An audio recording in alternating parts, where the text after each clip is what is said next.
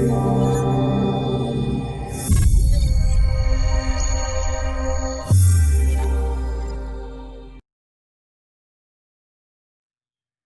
live. I love it. On Facebook, Here we go. Jazz Cabbage Café. We're running thin on hosts today. There's only 3 of us. I think we can manage. We can handle it. It's all right. It's not I 10 got it all up usually, here. We don't need nobody else. But I do miss Jim and We do miss him though. Shelly and Colin and Ray and whoever else and our guests as we are Derek. for them. Yeah, Derek.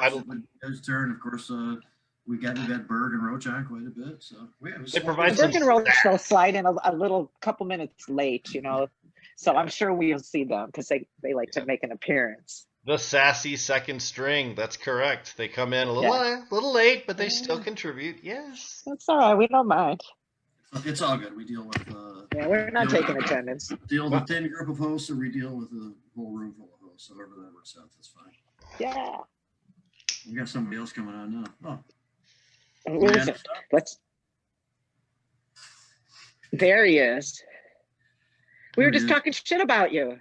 We were saying you had the Misfits shirt on yesterday that was so awesome, Colin.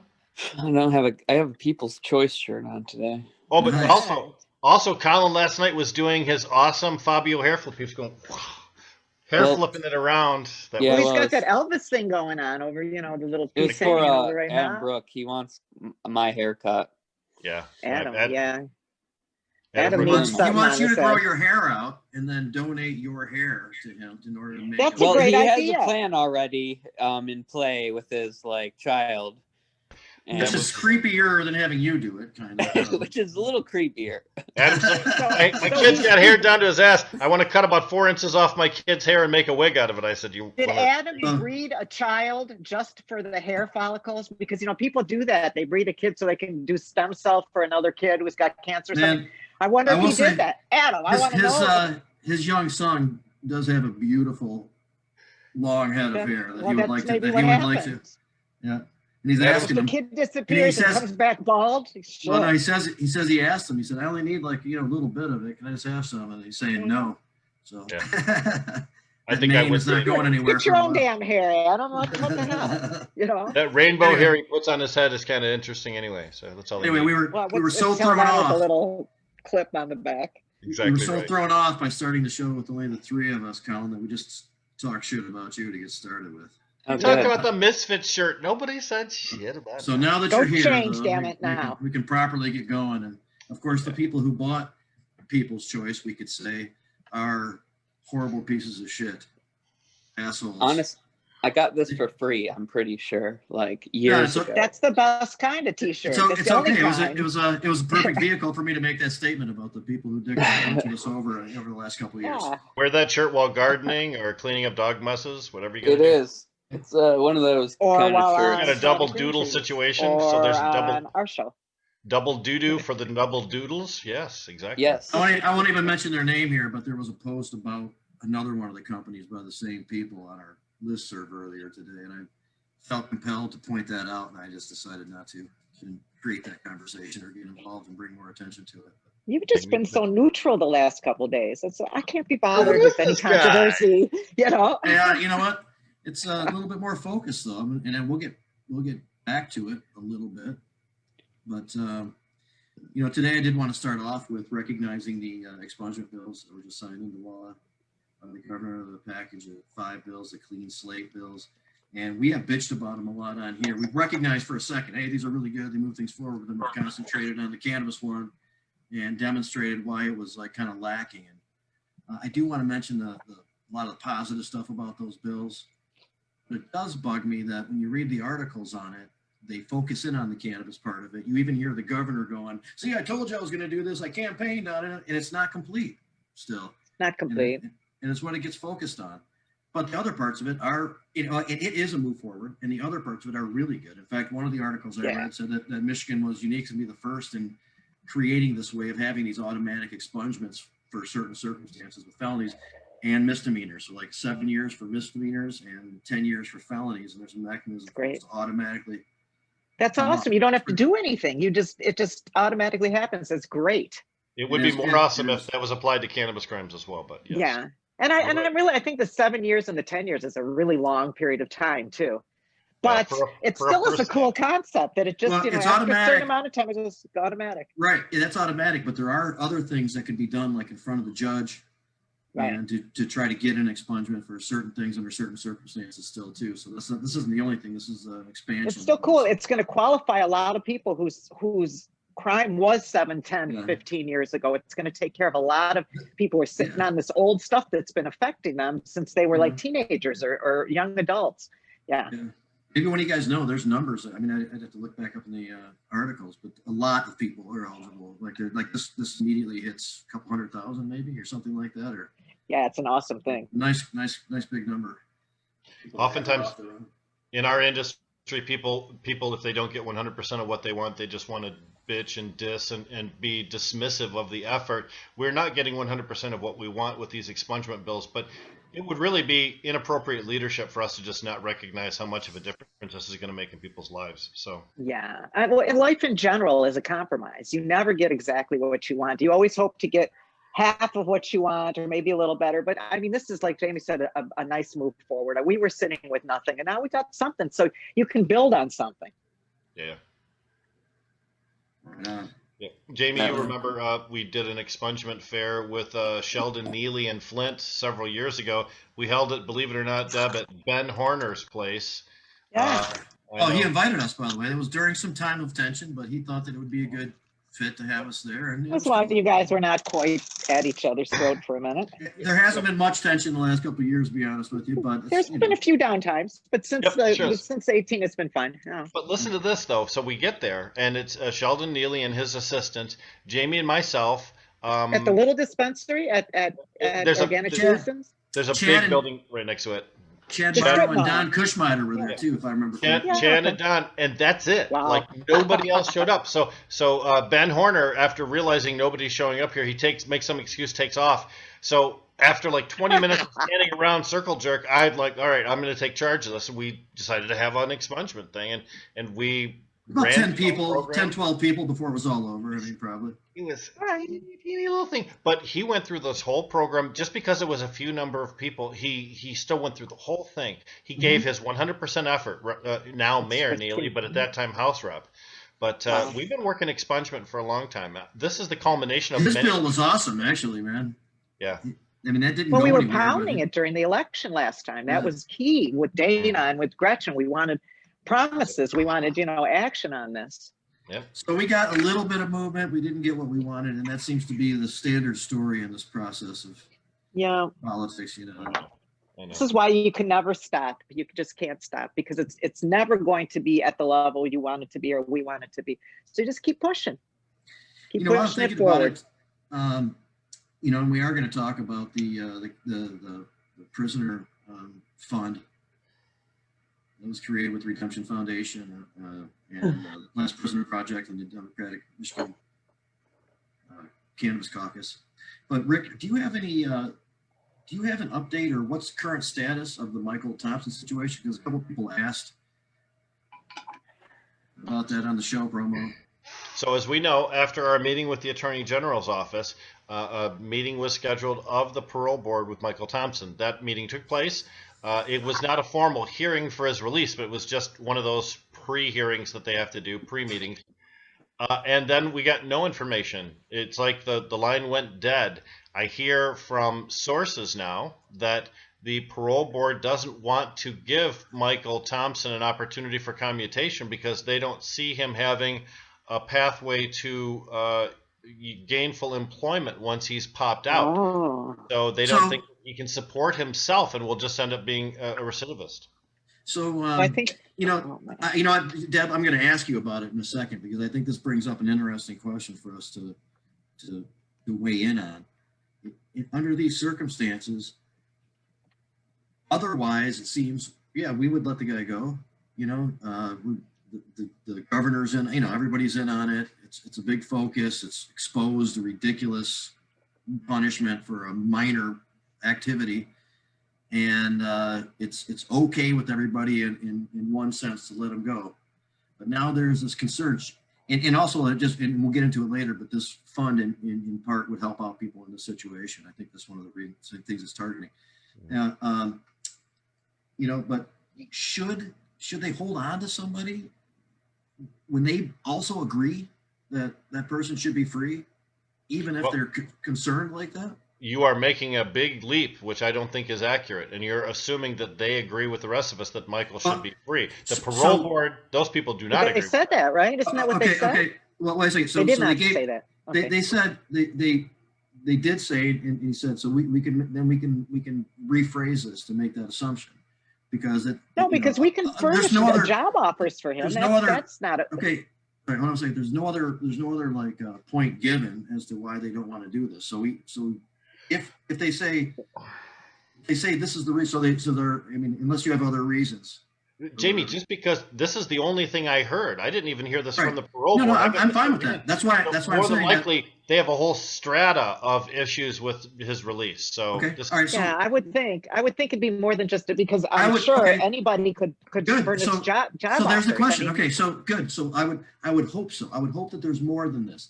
If the situation comes down to like, hey, we think we should let him go, but we're concerned about what would happen when we let him to be free. Is that a reason to keep finding a job? Is that a reason to keep somebody incarcerated? No, I don't think so, because I think that any person, we're not just talking about this particular individual, but I think any person who has any type of public contact or has attorneys or has family, if that's the reason, a job can be found for this person. Everybody knows somebody who can offer somebody a job. I can offer somebody a job. We know attorneys who could offer somebody a job. We know business owners who could. Everybody's family could probably. So that does not sound like a correct reason to me. Especially people who've been in prison long term. They learn skills specifically for coming out to become employable. Hopefully. You know. Well, the parole board is a group that says no professionally. That's their goal, is to maintain incarceration unless there's overwhelming evidence that somebody should be popped out. That's they why need a better reason. So the commutation program means that if the parole board says yes or no, as long as they make a decision, Gretchen Whitmer is then free to commute the sentence at that point. Getting the parole board to make a decision, either yes or no, that's the steps we're working on right now. And so it doesn't matter whether they say yes or no. She can, if they say no, she can just commute. Yes, exactly. So correct. Either way would be a win-win. The way the law is true. Yep, they have to issue an opinion before she can commute. It's getting them to issue the opinion is the thing. All right. Colin, what is your cold dark heart think about this? I think that it's a no for me too. Like, they shouldn't deny someone the like to keep them in jail just because they don't know if someone's going to hold down a job or not, or has a place to go. I guess I just feel like I'm sure the Last Prisoner Project kind of has like a plan already kind of in play, or they're going to have like different types of opportunities available to individuals that are being reintegrated into the public. I think that it's something that we definitely need to work on, and I don't agree with the parole board. I gotta wonder if we know that when they pop someone out for parole, that they're prohibited from interacting with people that are in cannabis industry or any of the things that are associated with drugs and such. I wonder how wide of a net of prohibition they would cast if they would stop them from working with like a ballot proposal that talked about cannabis, or working with a cannabis-based public relations firm, or a cannabis-based human resources firm, somebody who didn't touch the plant. I wonder how far the parole board would go. Yeah, that's a good question. I'd just rather get commutation. I mean, commutation would be the best. Popped. Because if go ahead, Deb. I was going to say, if they commute, is the crime removed from his record? Because that would be ideal.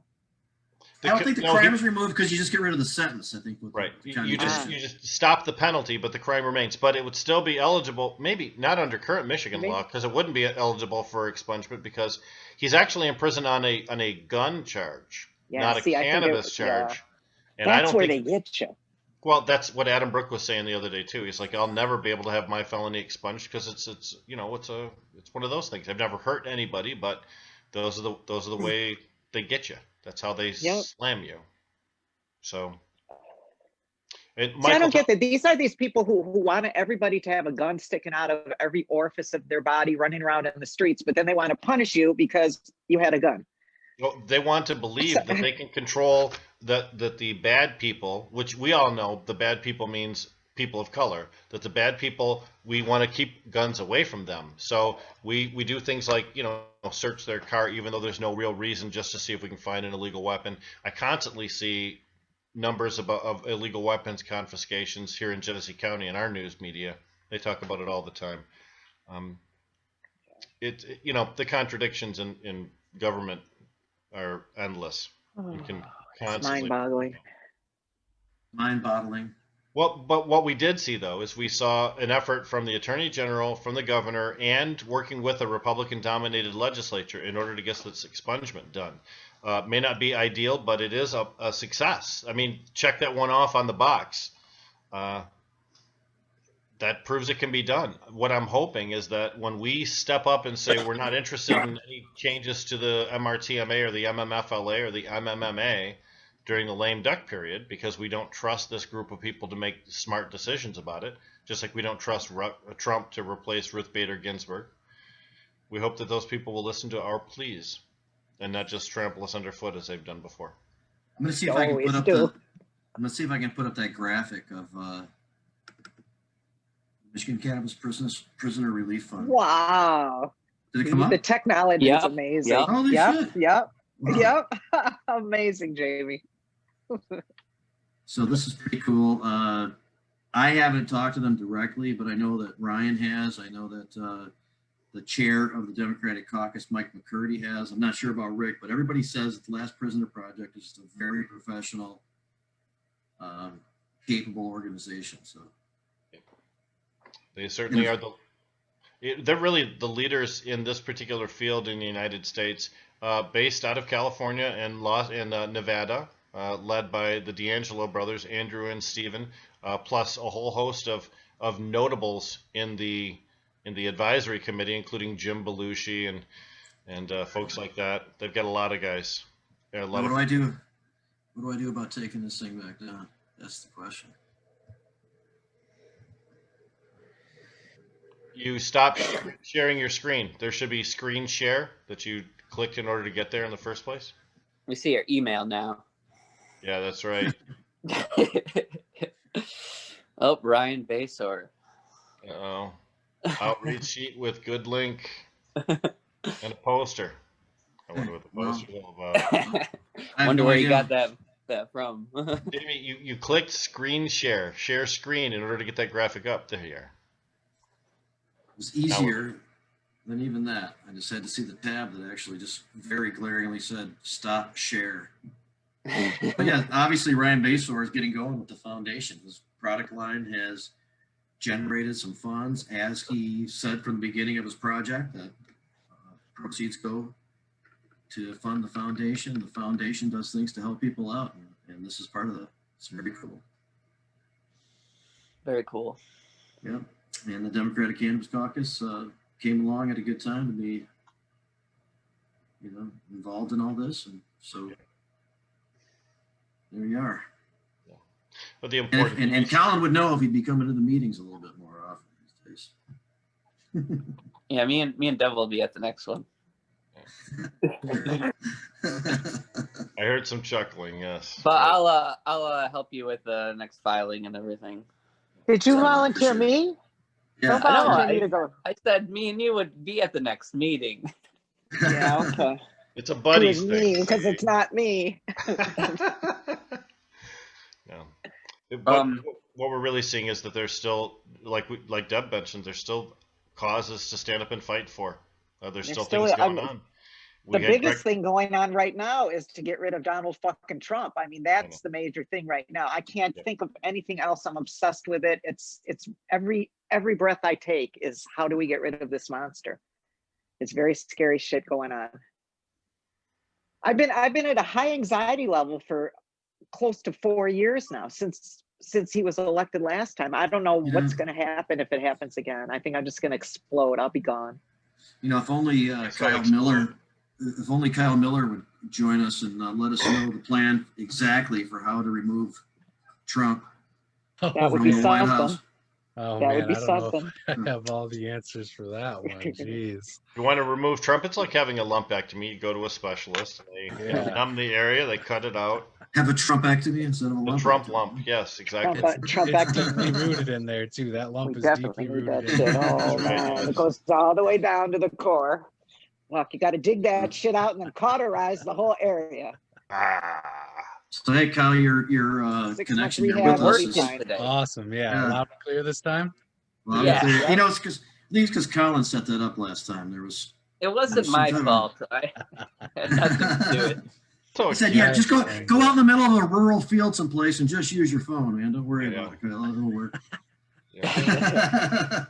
Well, it's 4:20 according to my clock, so I'm. It is starting- 4:20, so please spark Yeah, up. thanks Yeah, for everybody reminding should. me. It seems like we've been listening to Jamie talk for a lot longer than 20 minutes. Wow, I can't even Yeah. imagine. Yeah. Well, we Everybody tuned in a everybody few needs it minutes now. early, so you know, It's true. No, just no, to it's get been a lot cranked of up. this You've been first giving 20 me minutes. hard is a time lot. for 20 minutes. Yeah.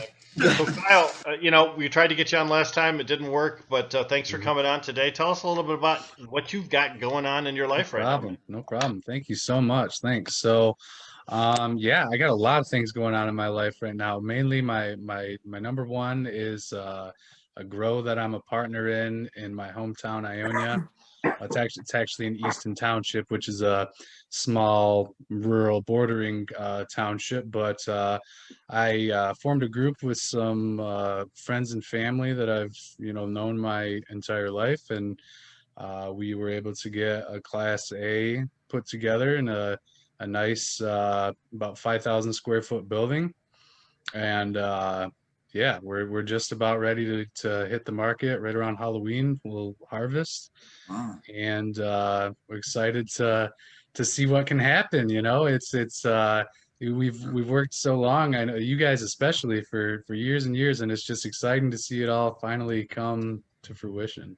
Well, you helped out a lot in the Am I Legalized campaign. That's where we first Thank met. you, man. Yep. Yep. 2016 and 2018, if I remember Yeah. correctly. I did a little bit in 16. I was kind of a little apprehensive. That's kind of funny. In 16, I was new to my political working career, and I was a legislative staffer. And at the time, it was like, man, how vocal do I want to be about weed around my colleagues right off the bat? You know what I mean? Like, how do I say? And so at 16, or the first time around, I did get a little bit of signatures, but the second time around, after seeing the devastation and having that taste in our mouth of getting screwed over by the state of Michigan, I was, fired up and really had the time to commit to it and to make it, my profession for that period of time. Just to remind our viewers, we collected 325,000 signatures in 2016, but were prevented from ballot access by an interpretation of law, which was so obscure that the legislature changed that law while we were still in litigation about it. And we were eventually denied that opportunity, which just led to the 2018 successful ballot proposal. Oh, bureaucracy. Yeah, we felt we were denied unconstitutionally, but nonetheless, Yes. we didn't get very far with that. We did have an application in the Supreme Court of the United States, but they don't hear very many cases. No, we Anyway, never made it so- out of federal court. They turned us down in federal. Yeah, we had a good So- judge too on the district level. That was kind of She unfortunate. seemed good. I mean, she seemed Yeah. good and attentive and seemed to understand, and then she just cut our balls right off. I think that's where we see the line where politics comes into the courtroom sometimes. I don't think like these judges wanted to be the person who overturned such common practice in the elections process and stuff. Our judicial experience from 2008 till now is exactly full of those things where we get courts that say, I'm only deciding in the instant case. I'm not making a decision about dispensaries overall. You have to keep going up further. They so couch their decisions to realize that they're not cutting law or making something people can depend on. They're just, shooting one particular So person in true. the ass. So Kyle, you getting very diverse in terms of the amount of types of cannabis that you're going to grow with 100 plants? Not initially. Right now, our first room is 3 strains: Old Faithfuls, some Purple Punch, some Cherry Punch, some GG4. We are going to do some pheno hunting and try to, isolate some things that are a little more unique. Try to hone in on some things that we can really yield well in a room like that. That's one of the biggest things about a project like this is your first couple of runs. Who knows how the room is really going to react? It's it's a trial run, and so we don't really know what's going to perform what way or how, and you can try to put a formula on it, but who knows? It's so true. That's so true. Yeah. And different parts of your building will perform differently. There's Yep. different, zones. I mean, it's a crapshoot. It takes, he's right. It takes a couple, 3 harvests before you really get a good feel on what strain should be where in the building and what you should do with it and how's everything coming together. And Agreed. It's a process. How fortunate to be harvesting at a time when we're sort of in a cannabis drought in the regulated market. And I agree.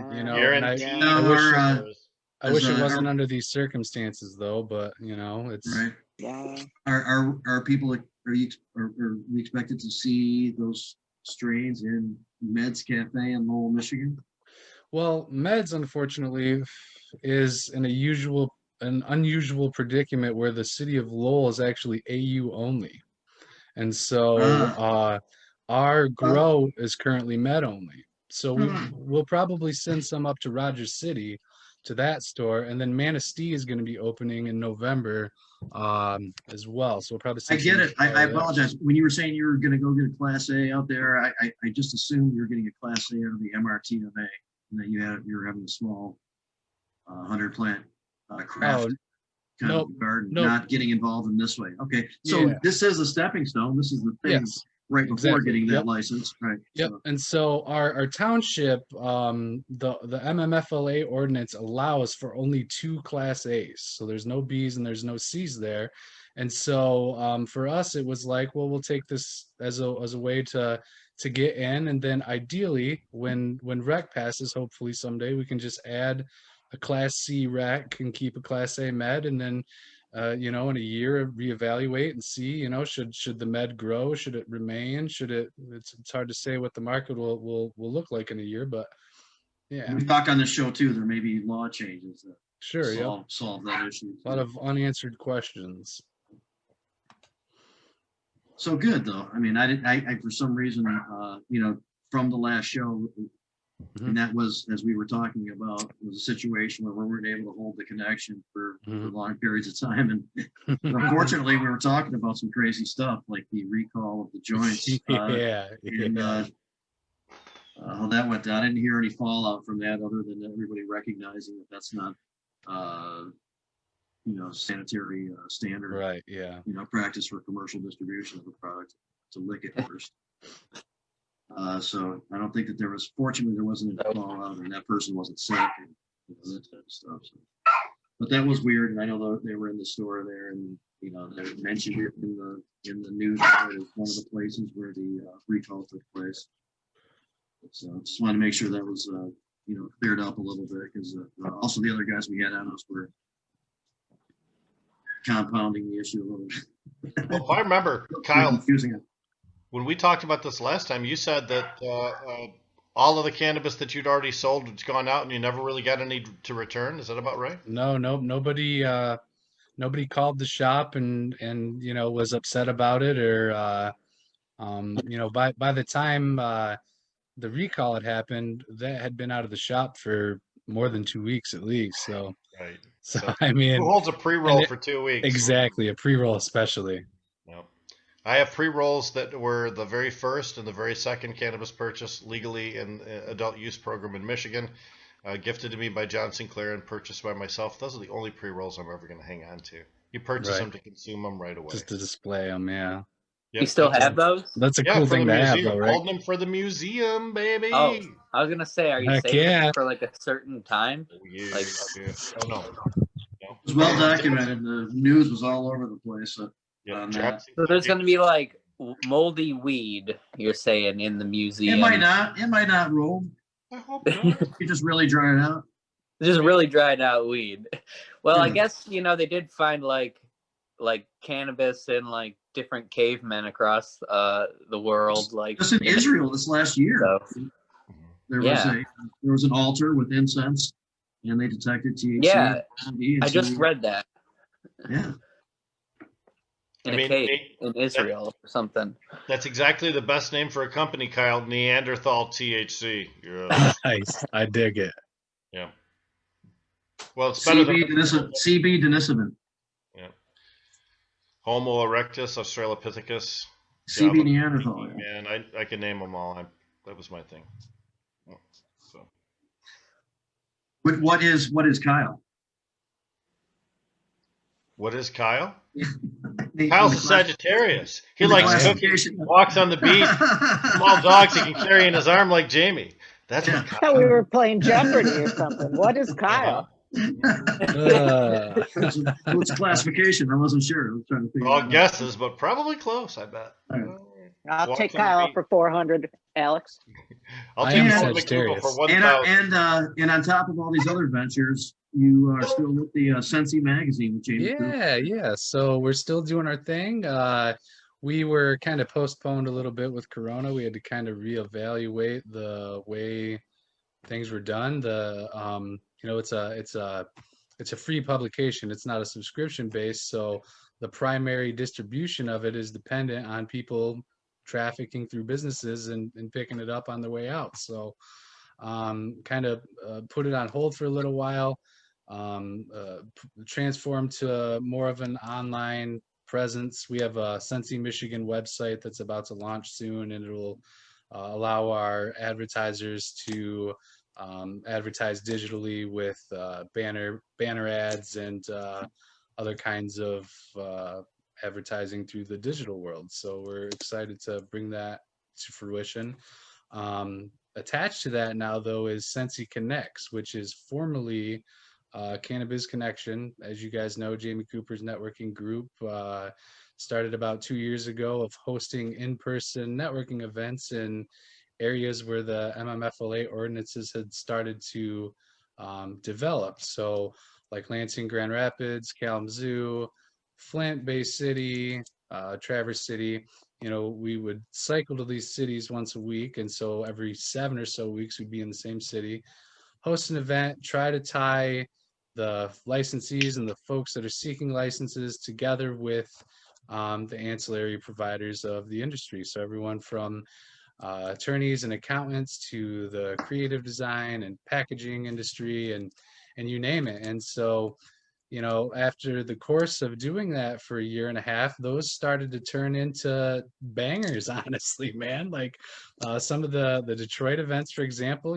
Thursday night, 55, 60 people show up. And then afterwards we would go out and, use a little cannabis maybe. And it was a great opportunity to meet a lot of people who now, fast forward, are doing things. They've got their stuff together and have become licensed, or they have that creative business or camera security or whatever it may be. And it's cool to see all these people in Michigan hustling and starting businesses and just getting into new territory for a lot of people. So yeah, man, it's cool to see. You're covering some ground in the new cannabis world. Trying to. Michigan, yeah. Well, yeah. It behooves us to keep, more than one ball in the air. Having a lot of different opportunities for success means you really only need one of them to hit, but life is great when you get a couple of them to hit. Sensi was a Michigan-only publication,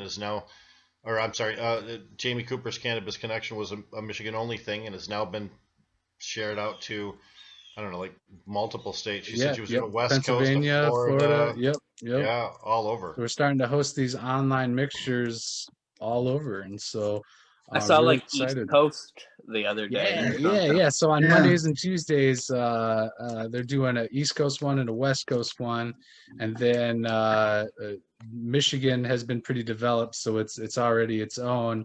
But the plan is to start working in other areas where Sensi Magazine already has a publication in the works, either about to launch or have already launched. And so it's unique because it gives like startups, an opportunity to, let's say you're not really in a position to advertise monthly, an ad that's, you know, could be several $100s a month, but you are in a spot where you need to make connections, or you are a cultivator and you just really need to find a good HVAC guy, or a good, you know, somebody with genetics that you can rely on. You know, it's trying to put almost like a chamber of commerce aspect into a publication.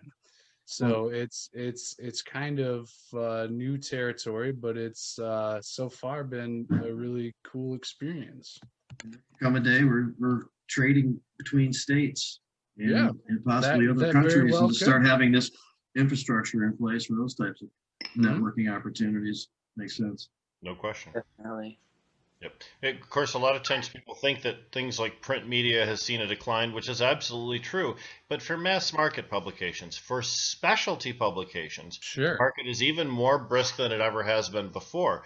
Mhm. There are a lot of publications dealing specifically with things like a person's particular medical condition, epilepsy, things like that. Too, Dravet syndrome has a magazine for those folks. But our industry, you know, business to business, Mhm. that's an important connection series to make. And there's enough businesses now in the state with, you know, hundreds of different types of licensed businesses, and then take 4 or 5 times that in the number of ancillary businesses out there as well. So the market is brisk. I know when I published my magazine, it was really a joy until it became a real pain in the ass. But it was a joy for a while. Yeah, absolutely.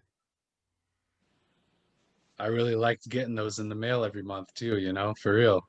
Kyle, thank you for saying that. I Yeah, enjoyed doing it, but doing it all yourself, you know what goes into this whole yeah. thing. Can That you that is a imagine? grind, especially the ad sales part of it. That's a grind, man. Yeah, yeah. Well, layout Yeah. layout was my worst thing because you know I got the gray going on, you know, so layout was more of a hassle for me.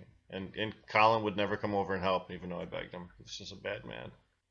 I don't remember ever you really asking. Well, Like it's just, I maybe don't you believe I could ever have like did, You hinted know actually. at what, it, I Kyle? guess, Well, Colin, if he before. I was has just to hanging out ask, with he doesn't want legislators. it. Yeah, You know, you're Colin, just he just supposed to expected show you up. to know. I just Yeah. don't. I just don't get it. Like why you guys just expect me to be like, oh, I know how to do this on the Because computer. that's what friends are for. That's what Colin's been hanging out Ask with him no legislators all questions. day. That's what a guru is for. Yep, that's right. Right.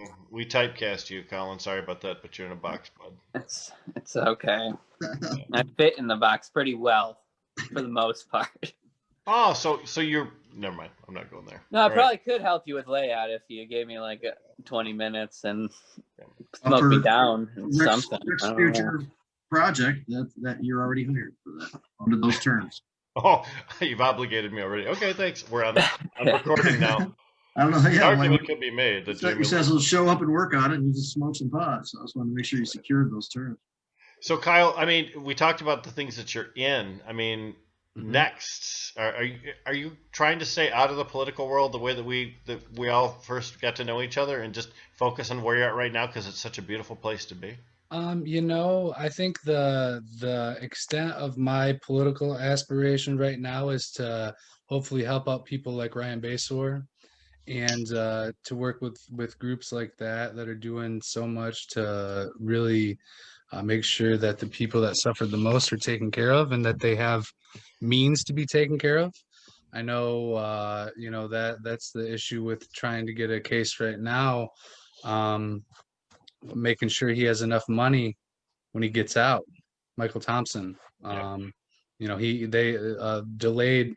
My understanding is that it was delayed because they weren't certain he would have means when he got out, and that was delaying it. And so, hopefully, that'll be taken care of real soon. So what do you think about that in general? If somebody's being held back, I'm not, you know, forget all specific circumstances, just in the situation in which somebody's being held back from being given the freedom because the concern is that they can't fend for themselves.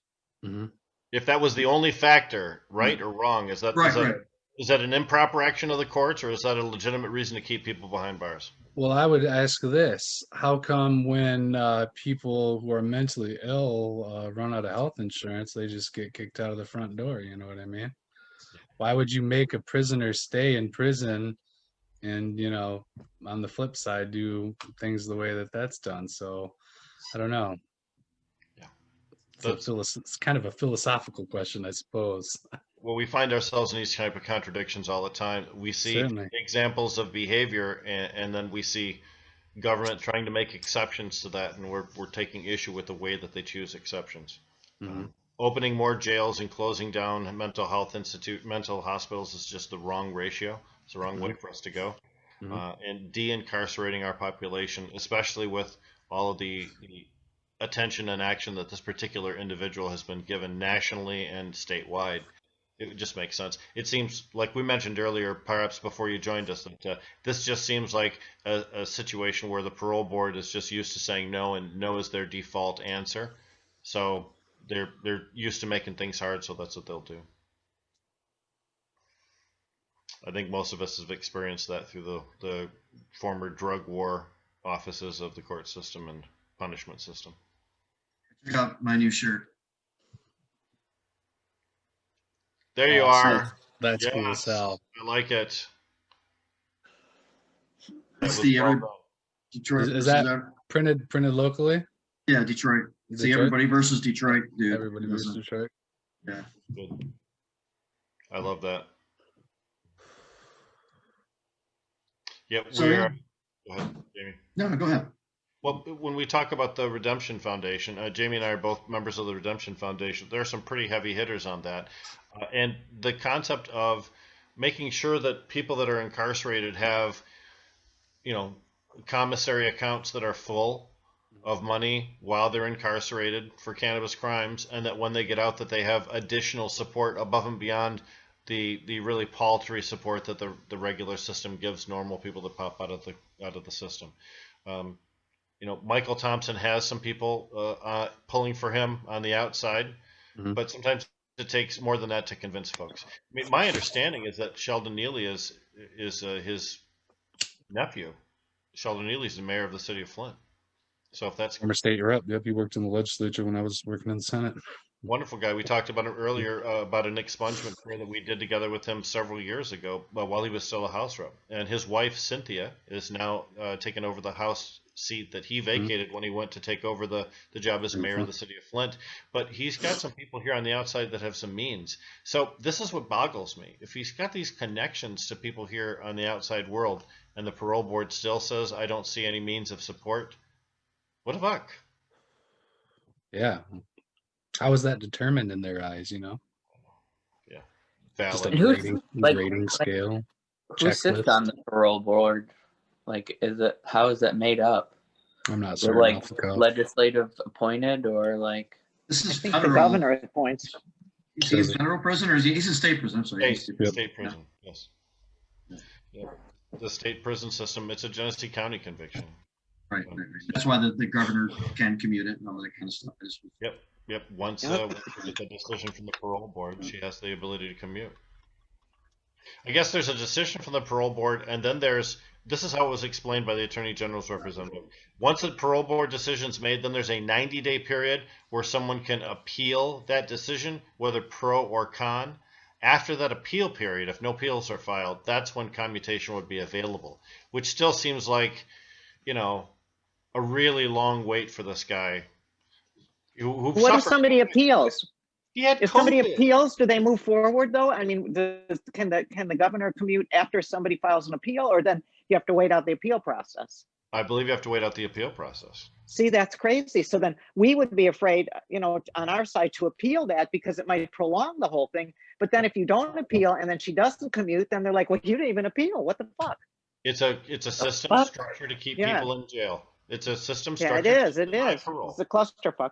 And in seeing it, when you see it close up, you realize exactly how difficult it is for people to do that. Just like if you'd seen how difficult it was for people to expunge their criminal history prior to these bills, you would have screamed and pulled your hair out because it's just a ridiculous program. Are you hip to these? Expensive. Are you hip to these bills, Kyle? The expungement bills just signed into law by the government? Yeah, yep, I'm familiar for sure. And props to the legislature for working together, you know. You got Jeff Irwin and Graham Filler Republicans and Democrats coming together to do things that make sense and that are beneficial to people. So I'm glad to see it. We said the same thing too, but we recognize that the cannabis bill doesn't seem to go far enough. That is also fair. It's not automatic. It doesn't exceed misdemeanors. And it doesn't include all the behavior that was made legal by the MRTMA. Yeah. It's not a time to pick nits, but it's a time to celebrate victories, right? But when we look back at this in retrospection, or when we plan the next move, there will be a lot of room to move on this particular issue because there's a lot left undone. So,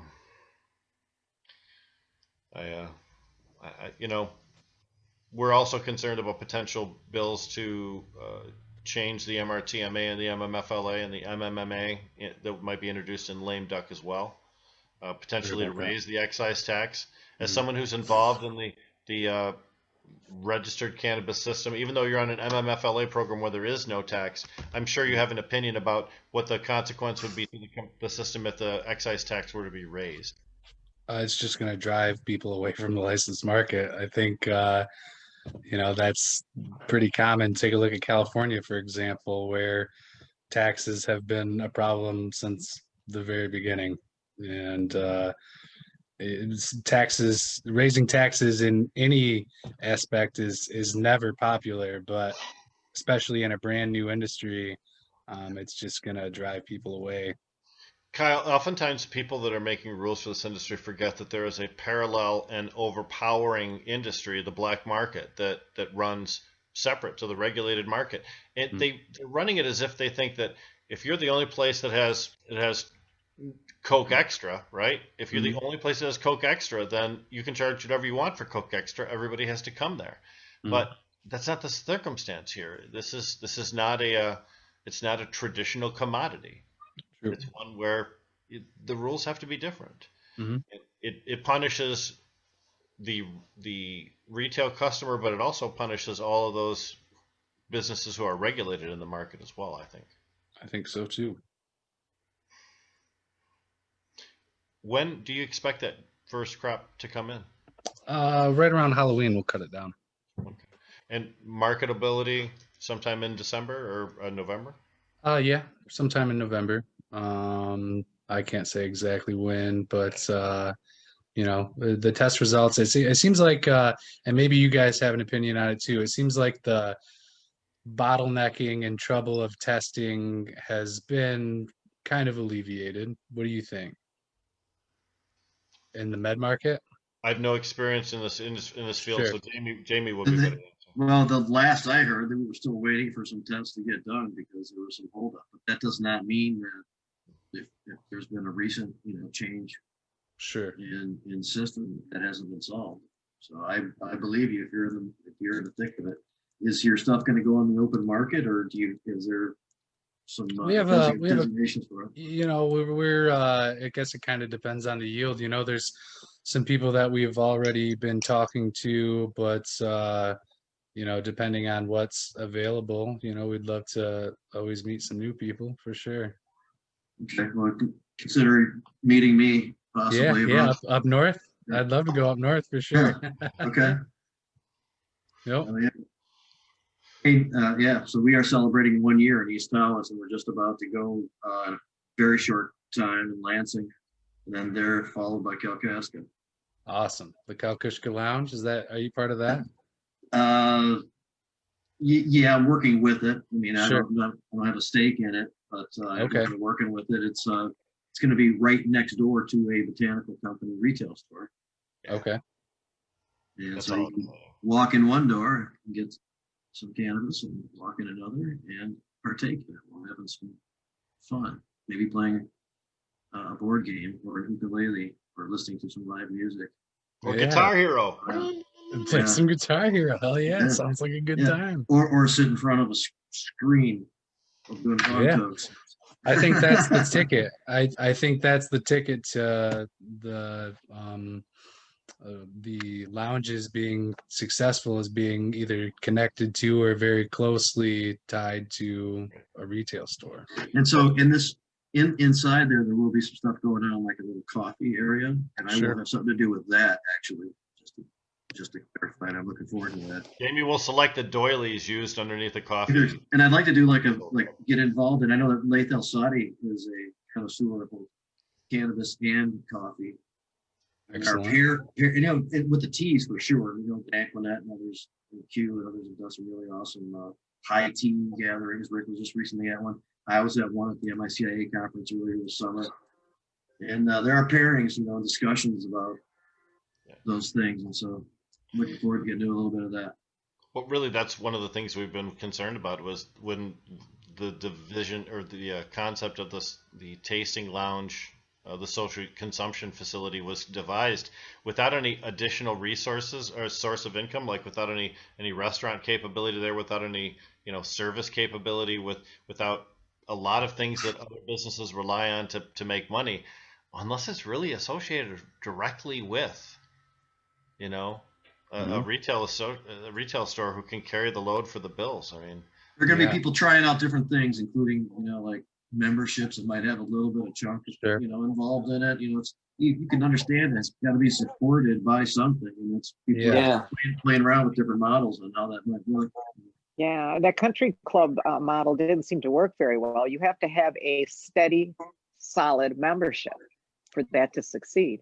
And people have to basically buy all their product from you. I mean, they pay a certain fee every month and they get all their product from you. And it's just, I think it's a hard sell. People like to be flexible, I'll tell you one thing you can do. This was always an advantage when I went to social clubs here in the city of Flint. Have excellent internet for free. Because if I'm going to sit there with my laptop and do some work, I'll buy 3 or 4 pre-rolls because I know I'm going to be there for a couple of hours. But if I'm there and all I can do is use my Boost mobile system on this, that's not helpful at all. You have the best Wi-Fi possible. It costs you a couple of bucks a month, and people will come in there and spend time. And the longer they're there, the more cannabis they purchase. Yeah, you should have like little things that they can like entertain themselves in and pay some money.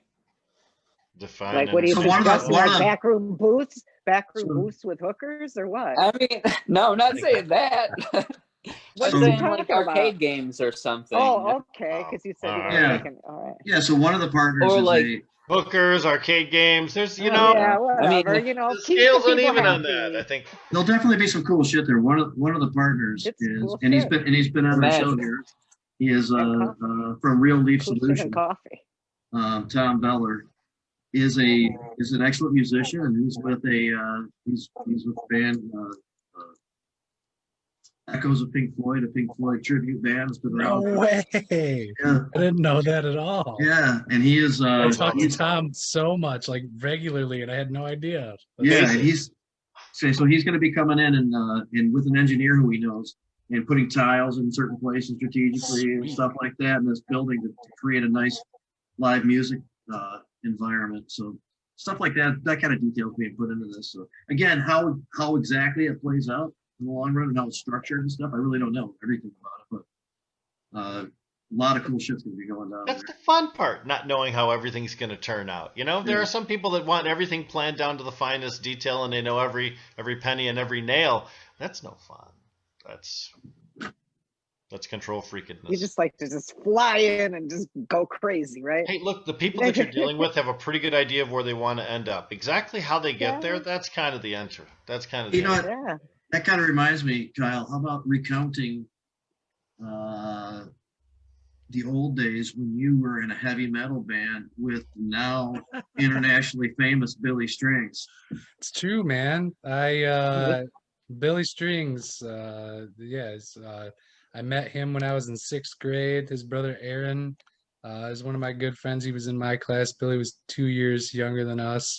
Went by Boomer then, which is his childhood nickname. So I've always known him as Boomer. My parents and everybody in the Ionia, Lyons Muir area knows him as Boomer. And he's great, man.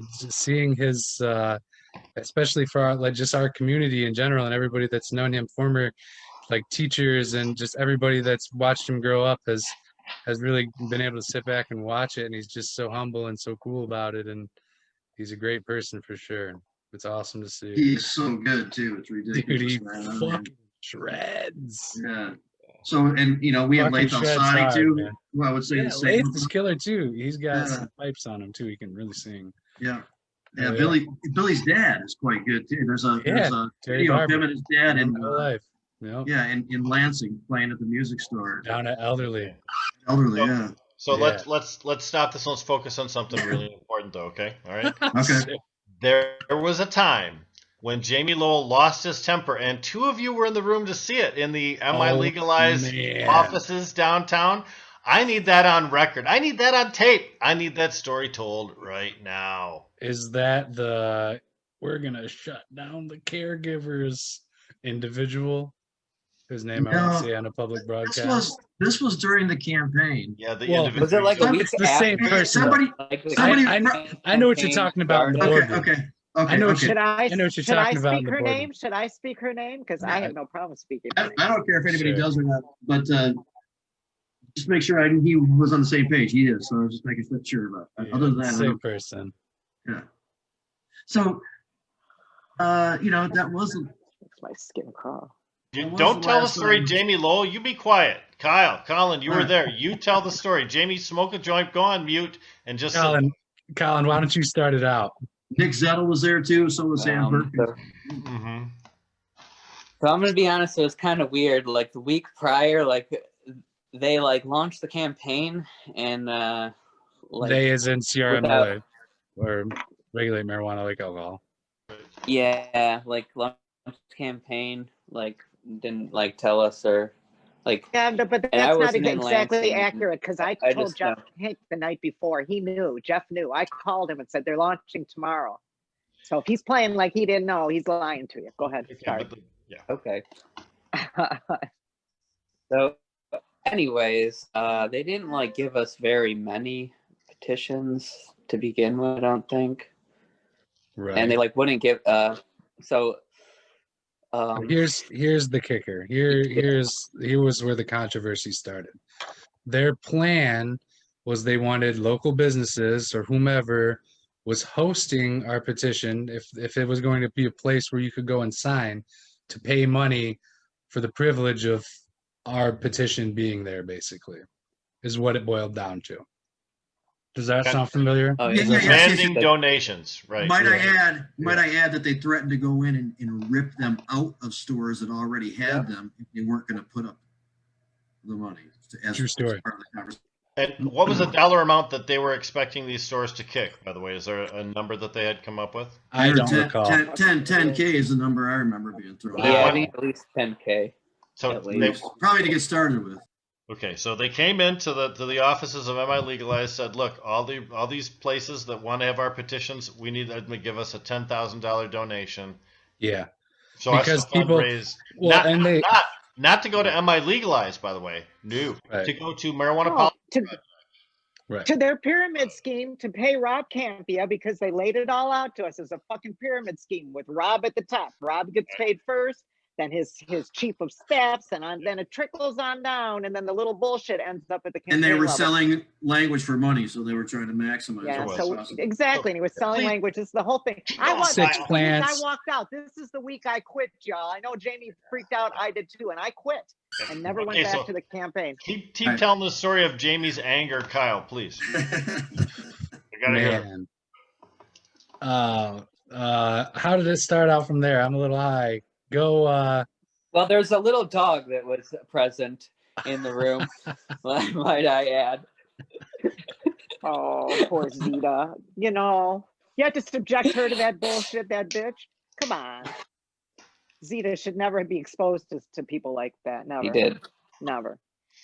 Poor little Zeta. Never. You should have seen Poor her. Zeta. She's Yeah, it was still good. traumatized. Right. She still is. I know. Oh, they there she said, is. Give us pull out petitions. We're not going to give you. Zeta, what was your permission to do take this. on it? Mhm. Zeta, so I'm not even going to use the word that is frequently used to describe the situation. I'm not even going to use it because I don't want to offend Zeta. Creative barking? I heard. Creative barking. That dog tells the truth. All right, so here's the deal. This particular person is putting their foot down in the middle of the MI Legalized office saying, you guys have to do this. I demand you do it because I'm the fucking boss and you are fucking not. Is that about it? Basically, Yeah. yeah. To which They were trying to come off like that, right? to which Jamie said, "Nah, not going out like that. Not going out like that." He Cypress Hilled them. He Cypress Hilled those motherfuckers. It went back and forth a little bit, but then it was like, seriously, you know, I mean, I couldn't believe that we were still, I had Having already, a conversation. yeah, I mean, I was like, no, close that out a long time ago. You know, Yeah. we were still talking about it. And then it was like, She is unfucking believable. That's all I can say. And you know, she is still around. What the hell? according to some people, you know, the tension's gone. She doesn't pose much of an issue for him anymore and is around working. She and never stuff like posed an that. issue to the people you're discussing. She was always never an issue to those people. She was an underling that did the bidding of others. That's all she Oh was. bullshit! Yeah, that's what all the Nazis were too, Rick. So Jamie flipped out. Following orders. Flipped out, drove the dog crazy because Jamie was going nutso, and made this person freak out. I'm sure the dog did not like it. She's very sensitive and Yeah, she is. is not used to that because that doesn't typically happen. It takes, you know, quite a lot to draw that out of me. So what happened afterwards? What happened after the freak out? Basically, after that, we were given as many ballots as we wanted, and we hit the ground running. So I think that didn't that person leave, like, make a phone call, and then come back and say you guys get whatever you want? Yeah, I was gonna say something like that happened. it was a phone call. And then I think we went downstairs to that restaurant, had lunch, cooled down, and then There was a pout. And there was, it was going to happen. And then it happened. We had more petitions. But yeah, that was rough. And that was like, this is part of politics too, man. It was like Man, I wish we weren't talking about this. I'm all anxiety attack. I'm ready Yeah, to well, panic again. Well, in Ohio, it was I'm getting important. all worked up again because So, that's the reason. all right, well, I'll tell you what. We'll close it out. But this is part of politics, as you know, because to disrupt things, to try to shut some people up, all that kind of bullshit. That's part of the whole strategy. And we're doing that down in Ohio, and they came up here and tried. What's stupid is that they tried to do it against people, you know, such as Rick and Jeff, Hank, and you know, and it's like, you know, you can tell that this is all just a bunch of bullshit that's being fabricated almost on the spot. You know, it was really kind of ridiculous here. It might have worked for him in Ohio a little bit or something, but then, here. We are. Ohio doesn't have the grassroots system that we have. You know. We're strength in numbers just by how many people have had the luxury of growing for so long. Yeah, but it was still irritating as hell, and it was frustrating, and it was it was constant. And it went on for what, like a year? I mean, and it was unavoidable. It was everywhere. It was really, yeah. Now remember that this guy who was in charge of MPP, and remember we tried in 2016, as we mentioned, 325,000 signatures we collected. It has to be within a more narrow window, so we needed additional help in order to be able to accomplish it. They would never have been able to do it without our help. We would not be able to have done it without their help. Having said that, the guy that ran MPP was a real scumbucket, and I'm sorry to say that, but he was quoted by Marijuana Business Daily saying, "You want something in a petition? Bring your checkbook. You know, if you want us to pay the cops, that's fine with me. Bring the checkbook. We'll put it in there. You want us to have no home grow? That's fine. Bring your checkbook. We'll put no home grow on our next bill. They'll do whatever it takes as long as they get the donations." And that was a huge controversy, which eventually led to him being removed from that post and also being removed from the leadership of National Cannabis Industry Association. I really feel we could have done that without them at the second time around, because I mean, if we're just looking at fundraising and blah, blah, blah, all they did on their fundraising was go after the people that we had gotten money from before. They never produced the amount of money they said they were going to produce. The whole thing was a scam money-wise. It was just built on nothing. They record a few $100,000 in kind donations. Yeah, I mean, but I still think that they were not necessary unless I mean, some people hooked onto that. I'm with you. Said, oh, MPP, but right. I don't think that they did anything to further the cause that we could have done that. I mean, that's true, but they did. They as part of the process, I did see what they did. Their experience from having done this all over the place showed up in the process. I'll tell you. Go ahead. Yeah, but we had experience too because we done it once. Okay, it wasn't. Right. And it was No, no, no. our. I home ultimately ground, so- agree with you, Deb, but I'm just saying that they did Yeah. use their experience and to our benefit. I just think it was the name MPP. Some people latched onto that. Some people, because in the end, the people who really did all the work in the state were the people from MI Legalize, I believe. Yeah, I think that's true too. right. One thing I'll say though is that one of the biggest advantages we got with Marijuana Policy Project was Josh Hovey as a spokesperson. Yeah. Although Fantastic work. I didn't agree with Marijuana Policy Project's take on the language during the drafting period, No. or many of the things they did during the campaign. I almost never had an issue with what Josh said to media. And prior to Josh coming on the scene with MPP, there was a handful of us, 5 or 6 of us, that were really the media spokespersons in the community. Jeff Hank and myself, and Matt Abel and Jamie and folks like that. Deb got a lot of attention in Metro Detroit area too. But Josh was an attribute, or an asset rather, to the campaign itself. Absolutely. Well, maybe we could have had him anyways. I mean, who knows? That's true You know what I'm too, but saying? it's all about money though. And are we going to spend money for Josh Hovey? Or are we going to spend money for petitions? we had, always John- defaulted to money for And petitions. we had Peerage from Honigman, supposed to be the best elections Yeah. lawyer, and We you know, did. and he had him right before he retired. So I don't know. I There's- just think that MPP took a lot of credit for work that MI Legalized laid the groundwork for and ended up completing the task. they were during trying the- to I don't demonstrate think- their value so that they could get money to coming to them. Yeah, but they couldn't have done it without us, I don't believe. Well, And without everybody involved. There's a man named Kevin. There's a man named Kevin who had the That's biggest right, wallet in the that's it. 2016 campaign Yeah. and the 2018 That's campaign. right. So I'll Yeah. tell you, a lot of That's those the paid guy. signatures that Marijuana Policy Project arranged for were actually paid by an MI Legalized board member. Legalized, that's MI what I'm Legalized saying, was in the top yes. 3 or 4 of donations. Jeff including- Hank Definitely says we were for- the top financial donor to them if you include. That's who it Kevin's could not have happened contributions, without too. is Kevin, definitely. Definitely Let's give Kevin. credit where Sure. credit's due. I mean, all of the rest Yeah. of us And- were components, You know but what? that guy was the board. I believe He had was. one other person, such as Kevin, with that type of, say, hey, would have Stepped stepped up up in with some money, 2016. we probably Yeah. would have bypassed using other organizations, and we would have had the Yeah. group maybe from Nevada, maybe from somewhere else, but we would have had Yeah, a we professional had group to in do- there to We run had the to second delay campaign. paying. We couldn't hire anybody at the beginning. We didn't have the money to do it. It took a while Right. to amass the money. And then we ended up with a shady operator, which is, the whole thing with the paid signatures is so distasteful to me. I because I'm used to doing stuff on the local level where you just go out and the activists go out and they do it, and I just hate that whole concept of people with the boards and they don't even know what the hell they're carrying around. It just, it doesn't feel, always feels dirty to me. And I know that you got to do it on the big, right?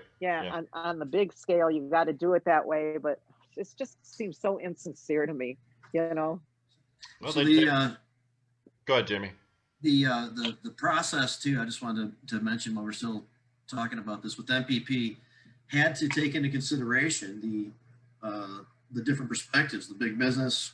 Some people say medium business because it wasn't like, Philip Morris was there, but there were, we were talking, if not billions, we were talking hundreds of millions, and there are billionaire companies that are in Michigan now. So, there were those types of interests, present, and then a lot of things in between, including, our voice. And our voice was leveraged in there because of even though we failed, because of our work for the 2016 campaign. And they did a really good job of synthesizing all those things to get it into one act that everybody agreed on, so that we didn't split and do our own thing. And there's some changes, there's some things that I offered that I think were significant that were listened to and put in there. There were things that Matt Abel did that were, that were significant that he offered that got in there. So it was they did offer up that process. I mean, they were in a bent toward themselves, no question about it. But because of the position that we had carved out, we were able to do what we did here. Let's focus this for just a And second. do you wonder Go if they ahead, would have Deb. offered that up if people hadn't pushed them to offer that up? I don't think that they were just offering that up. They were offering that up because of the level of people they were dealing with. They're dealing with Jamie Lowell, and they're dealing with Matt Abel, and they're dealing with people on this level. So they have to. And look at their incentive to not like what Jamie Lowell and Matt Abel said. It's called Wild Yeah. Bill's Tobacco. Wild Bill's Wild Tobacco Bills. promised $1 million to the campaign. They would really do some major financing provided they got some certain things in the proposal one.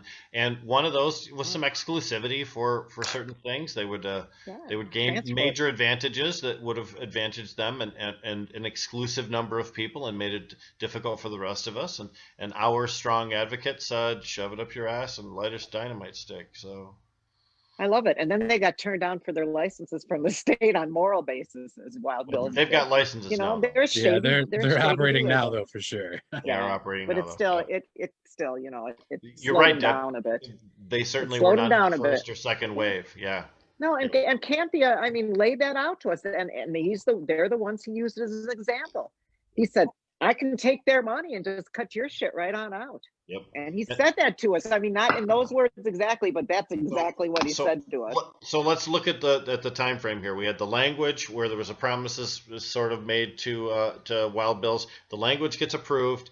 We start printing petitions, and Wild Bills is unhappy. They're like, "Fuck you! I'm not giving you $1 million anymore." Then, in order to give you guys petitions, now fundraising needs a way to make up for it. So they say, "Hey, look, you guys are the ones that caused us all this problem, insisting on all this happy language. We're going to come into this office and make you suck $10,000 out of each one of these businesses that you think love you." So they were in a fundraising deficit, and they tried to use us to solve it. James. Oh, yeah, and we were, and I said stuff like, you're going to give somebody essentially control of the market. That's worth more than you know, the 500,000 or million or $1.5 million that we're talking about here. Right. Yeah. And that's ultimately what they would have gotten, and that's why I protested about it quite a bit. There's a big press thing over it and weird shit. It's all, again, you know, this rolls down to this political stuff that we're now seeing, like, as part of how it just works out there. Some of these issues and how things. It's a good situation that we're in, given all of these factors. I was on the people should listen to it if they haven't, on Ryan's Smoke and Rope for this last I'll be week. on that one. I'll do that next. I listened to it. Look at that. So he's on Jazz Cabbage now, just sitting there all glum and stuff. And then I mentioned Smoke and Rope, and he brightens right up. And he's like, I want to be on that show. Well, he's already. Well, anyway, it is a good show. Really good people on it, and it's pretty cool. And you know, I talk a lot about the history of all this stuff. We had John Sinclair on the show the other day and got him to talk about the whole connection with Nixon and everything that led to Watergate and all that stuff too. I'm finding it more and more important to get down on video some of the details of these particular incidents, which were kind of pivotal in the generation of what we're at right now. Let's face it, if you had tried to hit some of these local businesses with a $10,000 you owe me bill, we would have had nearly the kind of robust support that we had throughout the entire. We'd quit getting more signatures. We'd quit getting more donations from them. We'd make enemies. You know, it was such a ridiculously stupid idea from the beginning that. If that had been acquiesced to. Get me pissed off again here. And let's remember, I mean, we won by 56%, which is less than 63%, which is what we had medical by. So, I mean, in that instance, losing 3%, losing 4%, that would have made a significant difference. So, our corporate partners were good to us during the campaign. Everything was done properly, but I would have felt dirty participating in something that I thought was a mandatory pay for petitioning thing. Me too. I mean, I'm proud. I was pleased to see how anti everyone in our group was, you know, because at that time I had just met most of you guys. You know, I had known you for a couple of weeks even, and right off the bat, everybody was on the same page and thought that was stupid as fuck. And I was like, okay, this is the right marijuana group to be associated with. Well, when we finally got legalization completed in November 6th of 2018, and we had celebrations. There were two celebrations. There was one in Lansing for the Marijuana Policy Project and some of the other people associated with CRMLA at that point. And there was one in Detroit for the Michigan Normal and the MI Legalize and all of the grassroots activists and things. And a lot of people had a hard time making a choice about which one of those two parties to go to. It was never a hard choice for me. I knew where I was going to go. Yeah. Or Didn't Matt Abel had two parties? Didn't he had like one a couple of days later, but on the first day? a month First day later, it was legal. Yeah. like that. Because I remember going to that one for sure. And I drove there in a fucking snowstorm and it was so worth it. Yeah. You know, Cannabis Council is one of those buildings, just like Third Coast in Ypsilanti was for a very long time, one of those centers of cannabis advocacy and activism, a place where we can gather, we can do some 420 and actually get down to talk about some meaty substances. We went to Cannabis Council and had Monday night political sessions. We'd have 40 people there. We'd have so many people that folks would be standing in the hallway trying to listen. Because that's how much interest there was. But if there wasn't a place for us to gather, and remember, this is before Zoom, right? We didn't do video conferencing back in 9 and 10 and 11. I mean, if we didn't have those places, we'd been so much worse off. That's where we planned the very first attempt to legalize into cannabis in the modern era. That would be the Repeal Today movement from 2012. Was all organized at Matt Abel's place. Awesome. It's a cool process too. Looking back on it. Yeah. It was contentious though as well. It was. We It held- turned into We it held a turned into bunch of something. events there too at the Yeah, Cannabis of course. Council. So, totally.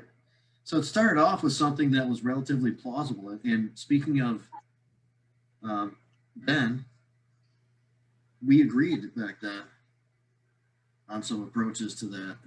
And it was like to kind of fix the Medical Marijuana Act from the issues that had, been effectuated by bad interpretations and shooting and stuff like that. And then it turned into maybe a decrim measure. And then it was just, this flat out something like what Tim Locke and those guys were trying to run later. That was horrible. Yeah, that was Jamie crazy. and we talk about Ben Horner. Jamie and I started Vote Green Initiative Project with Ben. That was a long time ago. That was what, 11, maybe. And we, for a couple of years, ran around the state doing what we've been doing for the last couple of years, talking to local city councils, anybody that would listen to us, dropping off Vote Green Initiative material, giving out T-shirts, having little speakings with local officials and such. Showing local people how to get involved with their local politics and process. That's how I got involved, was through Vote Green and Ben and Tim Beck. I met them both at the same time. Yeah, we worked And together Ben for a kind of long. like showered me with T-shirts and all this other crapola, and reeled me in. Real Jim. Even when we were having a lot of tension with Ben, he was still doing stuff like funding local initiatives completely and stuff. He funded the Ferndale. I mean, there wasn't really anything to fund, but what he did is he printed up all the lit, and then Dave and I scoured the neighborhood. Dave did most of the lit dropping in Ferndale. It was awesome. Yeah, that's what we did. He paid for it. So Sent him out on the trail. So we can recognize, even if someone that we're not necessarily, always enjoy their presence right now, look at the accomplishments that they've given over the years. That's the difference between someone who's vindictive and hateful and another person who's just trying to chronicle history. Let's give credit even to people we don't necessarily care for. Give credit where credit's due for some things. I mean, the world. Well, go ahead, Jamie. You were going to say. I was just going to say, it's like as the reality of how things turned out. It's obvious that a lot of the tension between us was based on like minutia. We were caught up into like a lot of details of stuff that became irrelevant as the new system, moved in. Remember, Jamie's in a very giving couple of days. He's in a giving cycle, Rick, remember? Listen to him being so nice about that. Neutral to good mood, almost. Yes, this is wonderful. Okay. To see you so relaxed and it's awesome. All right. Praising Ben. Oh, praising Ben. Okay, all right. So, no, but the reality is, I mean, I don't always agree with Chuck Ream. He and I have fought before. He said "fuck you" forever to me on 2 separate occasions. I probably deserved it both times. But man, give Chuck all the praise in the world, not only for what he's done in the past, but what he just did with DNA and Colin down there with legalizing anti-addictive substances in the city of Ann Arbor. Pretty awesome. It's the Good lowest work law on that. enforcement priority, effectively decriminalizing. Yeah. So They have like Definitely. 9 other cities that are being looked at right now, or some Yeah. beginnings of some operations. Which cities are those? In Michigan, Yeah. there's been a Marquette group going on for a little while now. Also, Grand Rapids, Lansing, East Lansing, Detroit group. I know that there's other cities in, hopefully, like Ypsilanti and Sure. But they're actively organizing in those cities. yeah. And there was at Speaking least one of like Lansing, East Lansing, Grand Rapids, and Detroit. So And Marquette, that's interesting. Marquette, Makes sense. yeah. If I lived right on Lake College Superior, I'd love to eat mushrooms and stare at Lake Superior. That'd be awesome. To college town. I went to Northern Michigan University, Did you? and I did. Excellent. Yeah. I loved it. Cool. Almost everywhere on campus has a view of the lake. It's Oh man. pretty cool because it's sort of built on a hill. But And me and Kyle went up there for Michigan Legalize one time. And Dude, what I a was fun actually, trip that was. That's the last time I was at the Keweenaw. yeah, and I haven't been there since. I was on like Marquette TV or something in the park. I remember that. Yep. Remember that dude we met and took to Norway? Oh yeah, oh man, I would think about that every Colin was once in a trying while. to forget that. It was It's crazy. awesome. It was No, man, he was cool. Was He it- like came. I don't know. He was kind of like a drifter, maybe. we I were don't know. hoping like for a place to stay, and like we took this like wannabe activist guy to hit a different part of the Upper Peninsula, but we couldn't stay at his Because he house. needed a ride. Yeah, yes. Yeah, That's pretty much how it went. That we couldn't Yeah. stay there. We're like, fuck. Let's he was go like, hotel, he's I like, no guess. worries, no worries. No and then, worries, like, we bro. drop him, like we get like there, and he's like, oh, you can't come in. I'm sorry. Or his mom wouldn't let us in or something. You remember that movie Superbad when they go to that party and he's like, it's totally cool. We can go to this party. And they get there and it's a huge fucking deal. That's what it felt like. And it was like a rainstorm too. It was like a crazy ass rainstorm like going on. All in the name of legalization.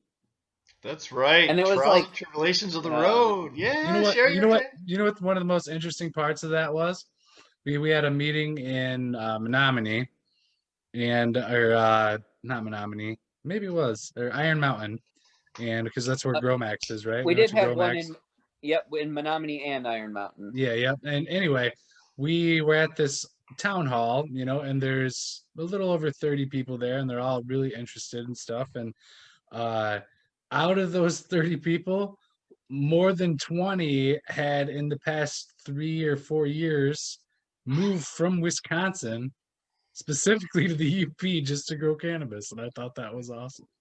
And there was like 10 people from Wisconsin at that meeting, I feel like too. Yeah, more even. That's real easy to drive from your residence in Wisconsin to your business in Michigan and do something that's legal, Why wouldn't especially, with some of the generous rules that we have as far as home cultivation in Wisconsin. Exactly. 12 Yep, they were all months is green. caregivers for that reason. Hey, Kyle, hang on with us if you'd like, but our Sure. next guest has arrived, and Sure. we are excited to speak with Tony Shanahan from Native Cultivation. Cool. Yeah, who, I'm down to stick around. And we're going to talk about hemp a little bit. Now, Tony probably doesn't have much going on this time of year, so it's a good time to just relax and talk to us a little bit about the harvest.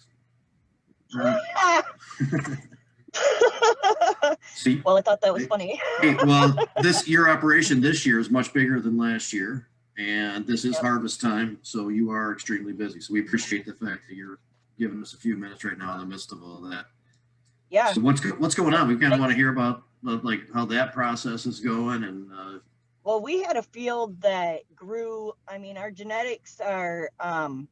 We did a breeding program last year, so we have this Michigan cherry, and then we have Bubba lineage that we crossed with cherry wine last year, and we grew that this year, and we also crossed it with Nubo.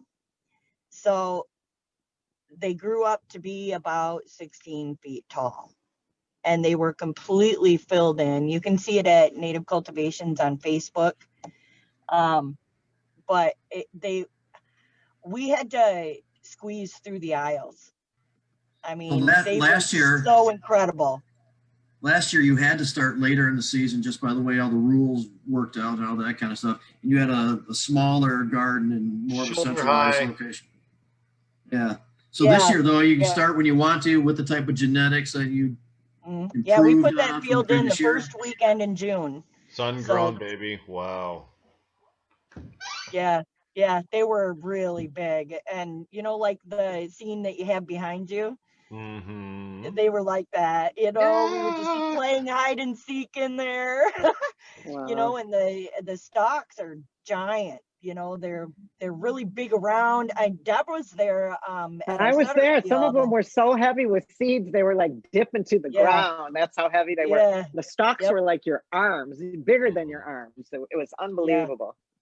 Yeah. Yeah. And you know, those what we have there, they were supposed to go into a pole barn that we had arranged with somebody, and they backed out.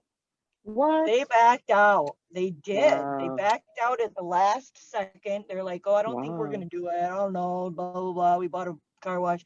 I'm like, what? We can't have that right now. No, but, it's always something. I'm really thankful that we have the big barn over in Gaylord. We spent a lot of time there in the last week, and we're still not done taking them off of that field. But the ones that got really big were the ones that were imposing with Tommy Zott from Detroit Nutrient Company. Yeah. So we partnered with him, and we did a consulting thing with him for growing his field this year. So Mark and he worked on it together, and then we all went and we planted it, and we all went and we harvested it. And it was just so cool that we created another company. It's called Native Cultivations Big Country. And so we're going to be doing that with Tommy Zott from Detroit Nutrient Company. And that's going to be our processing plant. Nice. Yep. And right now we have lotions and creams, and we have tinctures. And so if you go to our website at nativecultivationsmi.com, you'll be able to see that. See all the products that are made out of these harvests. And it includes some smokable. It does. It does. Yeah, we grew for Jamie's favorite. It was our first thought was, gosh, the DEA is really getting after hemp farmers for that distillate. So I think we're going to keep it at our flower until the DEA is and the USDA has corrected that for us. And they had that, they had the open comment period until the 10th of October. So we haven't heard if there are going to be any significant changes yet, but hoping that there are. What are restrictions to hemp products on the market? So when you process it out from the, when you extract the distillate out, it gets hot. Everybody knows that. Obviously, it's going to be hotter than the 0.1 or the 0.3 THC, which ours came out 0.1 this year. So that we tested a lot more. We tested and tested until we could see when we need to cut them, because you don't grow the hemp out to its maturity. You cut it when the temp or when the THC is high enough. So Tony, you're talking about testing multiple times. That's testing while the plant is still in the field for those viewers that may not be understanding. So you test to make sure it doesn't rise above that 0.3 threshold, which would mean if it did, you'd have to discard your crop. Right.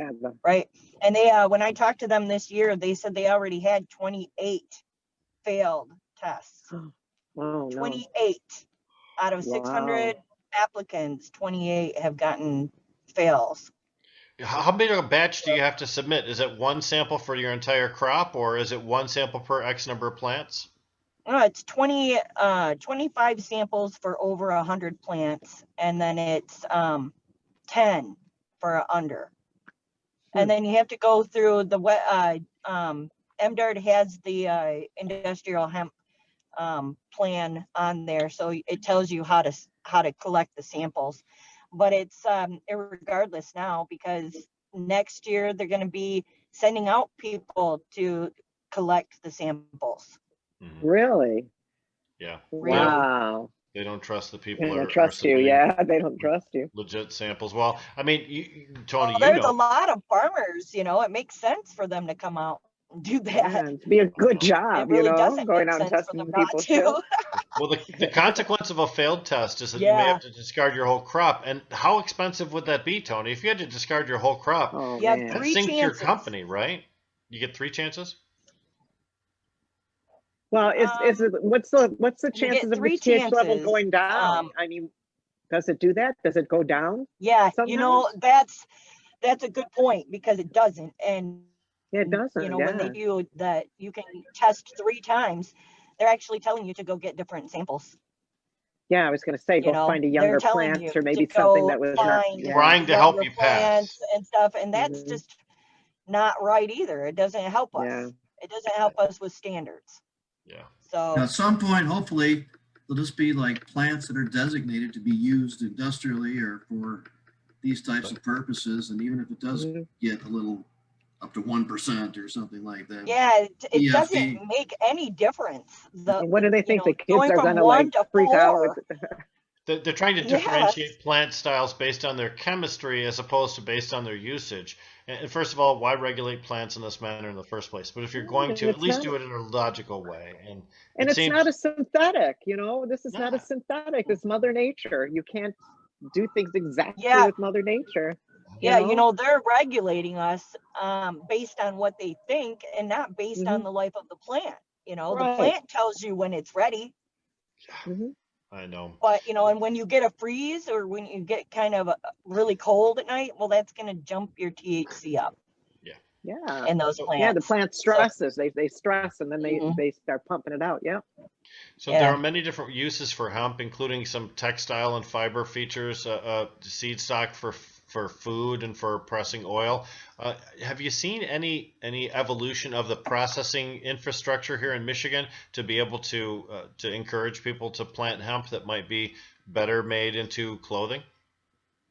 Yeah, right now the way that it is everybody grew for CBD because that was what was in the industry being the best price. You're going to get your best return based on that. But if you can't extract it into a distillate,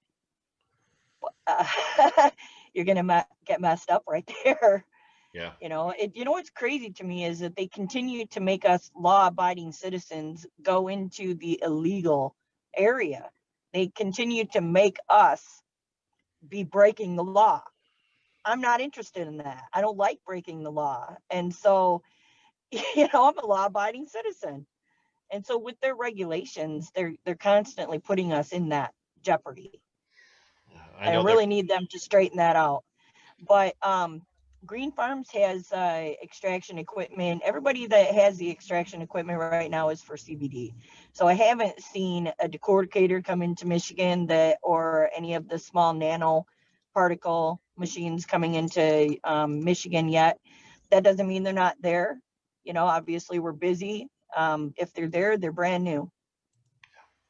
Yep. So, but we got seeds next year. We're going to be doing grains and textiles we're going to do grains for next year. So we're going to do both CBD inside greenhouses, and then outside we're going to do the greens. Define the greens. Grains and textiles. So grains is for a different type of hemp that creates the better stalks for the grain and textile use. Okay. Yeah. So they grow up really tall, and you can plant them right next to each other. For the grains and textiles, you don't have to do the plastic culture and be so careful. You had 18 footers this year. Are they going to get taller than that? I know, these were amazing. Because they weren't just tall, they were really thick and filled in. So, and you can see that on Native Cultivations on Facebook, because it's videos on there. It was cool. Mark took the drone out and it watched him try to bump through all the trees. It was really cool. Oh, It was fun. it's good having Yeah, success. it's a lot of work. It's so much work doing the Oh harvest. my God. You know, even though we have Yeah. the Centurion Pro bucker and trimmer, we still have to go through and cut all of those, and we have to cut all the branches off, and then we have to take the bottom half of those off so that we can easily stick it into the bucker. So there's still an assembly line of people processing the plants. It's just not, we have all this equipment now, so it makes it a lot easier. A lot easier. Wow. And we're going to be able Ton of to work. do that. We'll rent that equipment out to anybody who wants to use it, just like Grow Green. They have the equipment down there. Yeah. But this Centurion Pro So- is a 3-spot. You've got 3 workstations to buck. Okay. And then the trimmer, it sounds like an airplane motor. Really? It's just so loud. I Yeah, bet. but it does wet or dry, and it's super efficient. When you buck, I'm you excited remove about that. you're removing the buds. You're with the machine. You're removing the buds, and to trim, to process the buds into a more manicured state, so they're more. Yeah, usable. smokable flower. Mhm. We've got tables upon tables upon tables of smokable flower, and they're beautiful. They're just incredible giant nugs. Wow. So I've yet Yeah. to have the. And I think I'm not sure if I tried the stuff that Amanda had. Amanda Johnson Elevation Station in Ypsilanti, and on planting green trees Thursday night. She had some. I'm not sure if I tried it though. Ah, I don't. I had some a couple years ago, and Deb was there. And she Yeah. kind of liked it for some reason, but I thought it was horrendous. Yeah, I It oh, was I like just she- got an order. I It got an was like it order. was- horrible. It was really, really bad. It And it wasn't from, It was it was horrible. from somebody up, up north. was not yours. I'm We not- haven't tried yours. It wasn't yours, but it I'm was hoping from that that's somebody the up difference. there, and it was bad. I mean, it Last was year really we did bad. dabs, So, and it tasted like mint and cherry last year. I'm not, wow. averse to trying it again. It was just really bad, that one experience. So, and I never So, yeah. tried Amanda's either. I don't know. Right, I know that, but I'm sure that there is a example of something that makes sense and something that Yeah, I tastes mean, good and all that kind of Yeah, stuff. the problem with this was it seemed like it had just been cut or something. It was like smoking hay. There was no Yeah. cure on it. It was really You bad. still need to and cure it. Of You still need to course, cure it. yeah. We need to not make the mistake of treating our flowers any differently than what we would Right. for But medical. that was in the Yeah. early days of hemp flower sales. Yeah. People were just trying to push something on market Yeah. to make some money. So give it another try, man. Yeah, Yeah. I'm processing it into jars with the moisture pack in it. Cool. So they're gonna cure and be nice, just like Yeah. exactly Cool. what we want. I can't wait for Christmas to come around. Oh. Right. Yeah, you guys didn't make it for this, so you have to come up for Christmas. That'd be all Plan. right. Maybe New Plan. Year's. Yeah. Yeah, let's have a New Year's party. We'll meet you in Kalkaska or something like that. Sure. Okay. Very well. Sure. It'd be cool to think in terms of there being a Yeah. Right. some kind of a celebration in Kalkaska around New Year's. We'll That see. would be I'm cool. sure but there's I gonna don't know be. if I don't know if it'd be very likely that this whole shit's going to be over with by Probably then. gonna be virtual. Yeah, Yeah. I mean, Virtual. Everything's virtual. Yeah. We'll get our 10 and just get online and everybody be together online. Virtual I can do. yeah. I'd love to, Yep. to make a trip. I've been in a couple places this summer, not as many as normal, but yeah, you're right. There's no guarantee that Yeah. we'll be able to have more than 20 or 25 people in a room at that Yeah. time. Yeah. That's the only thing. The only thing But I we'll did this just- summer was go to run in the hemp fields. That's the only thing I did, Tony. The whole summer was come Yeah. to see you, and that was Yeah. it. Well, Nice we simulation. can all get together and then just do a live video and everybody will be there. So it'll be good. Yeah. Right. I love it. You don't So get we have a drunk lot more to eventually, do though.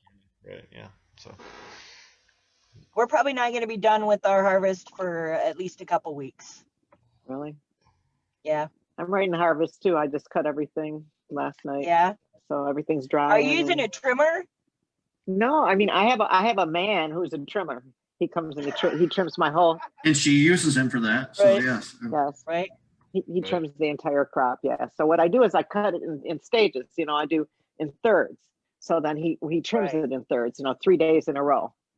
He Gotcha. trims it, and so yeah. So Yeah. yeah. How many plants? Well, Tony? How many plants did we have altogether? 8,000.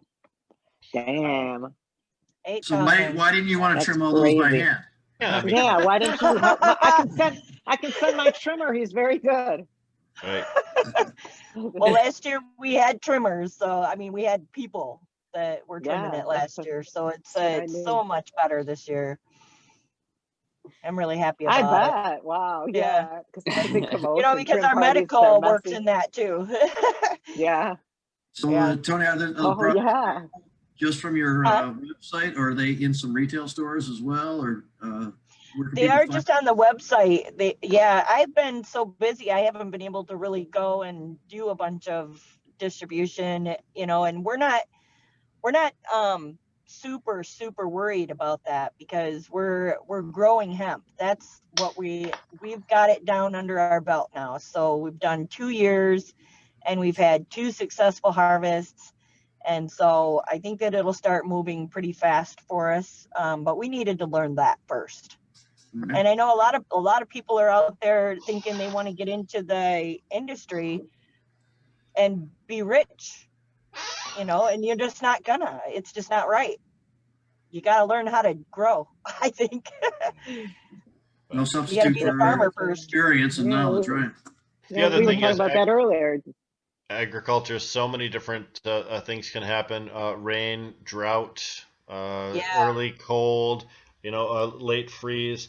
All of these different things can happen. So agriculture is not for the faint of heart.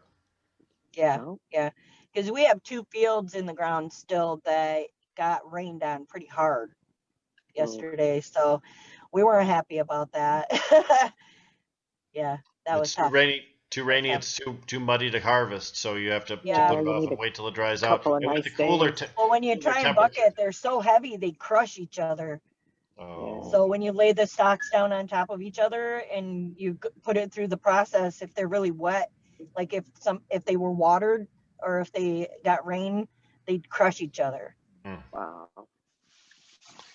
So they don't fluff back out. Wow. But yeah, Through it all. it's been really great. And now that we have this Awesome. bucker and trimmer, then we have a new trailer that's coming, and so we'll be renting our service out with a team because we've been booked with this bucker and trimmer, but the problem is that the people that have booked us didn't really have enough people to help them. They thought if they got the bucker and trimmer, then they wouldn't need the people, but you still need the people to do the process before you get to the bucker. So yeah. So we decided to put on There's team. many obvious jokes in here. I just want to throw that out. 'Cause I'm sure I'm restraining myself. Yeah. I'm being really nice right now. What is it? What is it? I mean, I would love it if I got a fucker and a rimmer. I mean, saying, Did I say that? no, you didn't, but I'm imagining That's that you what they did every heard. time you say it. You say bucker Bucker over and trimmer. over again. There's, A bucker trimmer. I mean, if you're renting out a fucker and a rimmer, I'm probably gonna get in line. you could look at Kyle and see what he was thinking about it. That's right. Yeah. Okay, so just He's I was trying to be nice. You invited it. That's where He's way out of frame too. I see only his face. Yeah. That was funny. And maybe we're all lucky that Ray is not here. Or maybe it's all unfortunate Yeah. that Ray's not here to be a part of this. Ray would have latched on this way sooner Yeah. and not have been so polite. Well, thanks, guys. So we're kind of beginning the descent here. Is there anything you want to leave us with, Tony, or make sure people know about your site again and stuff like that? Or? Yeah, I just want you to visit us on Instagram, visit us on Facebook, and buy our products on our website on the Facebook shop. And so e-commerce is all together for native cultivations. All you got to do is go on and it'll be there somewhere. We have t-shirts that are available now. We got a guy that does a drop link. And so if you order a shirt, it goes straight from him. And part of that goes to us for revenue. And then just the tinctures and the lotions. I've gotten a lot of good reports back. So since we started this product last year with the tinctures and the lotions, we fine-tuned them, and we've gotten a lot of reports back that say this is working really well for people. Awesome. So I've got a lot of clients that are regulars. That works. And I'm sure if More if regulars.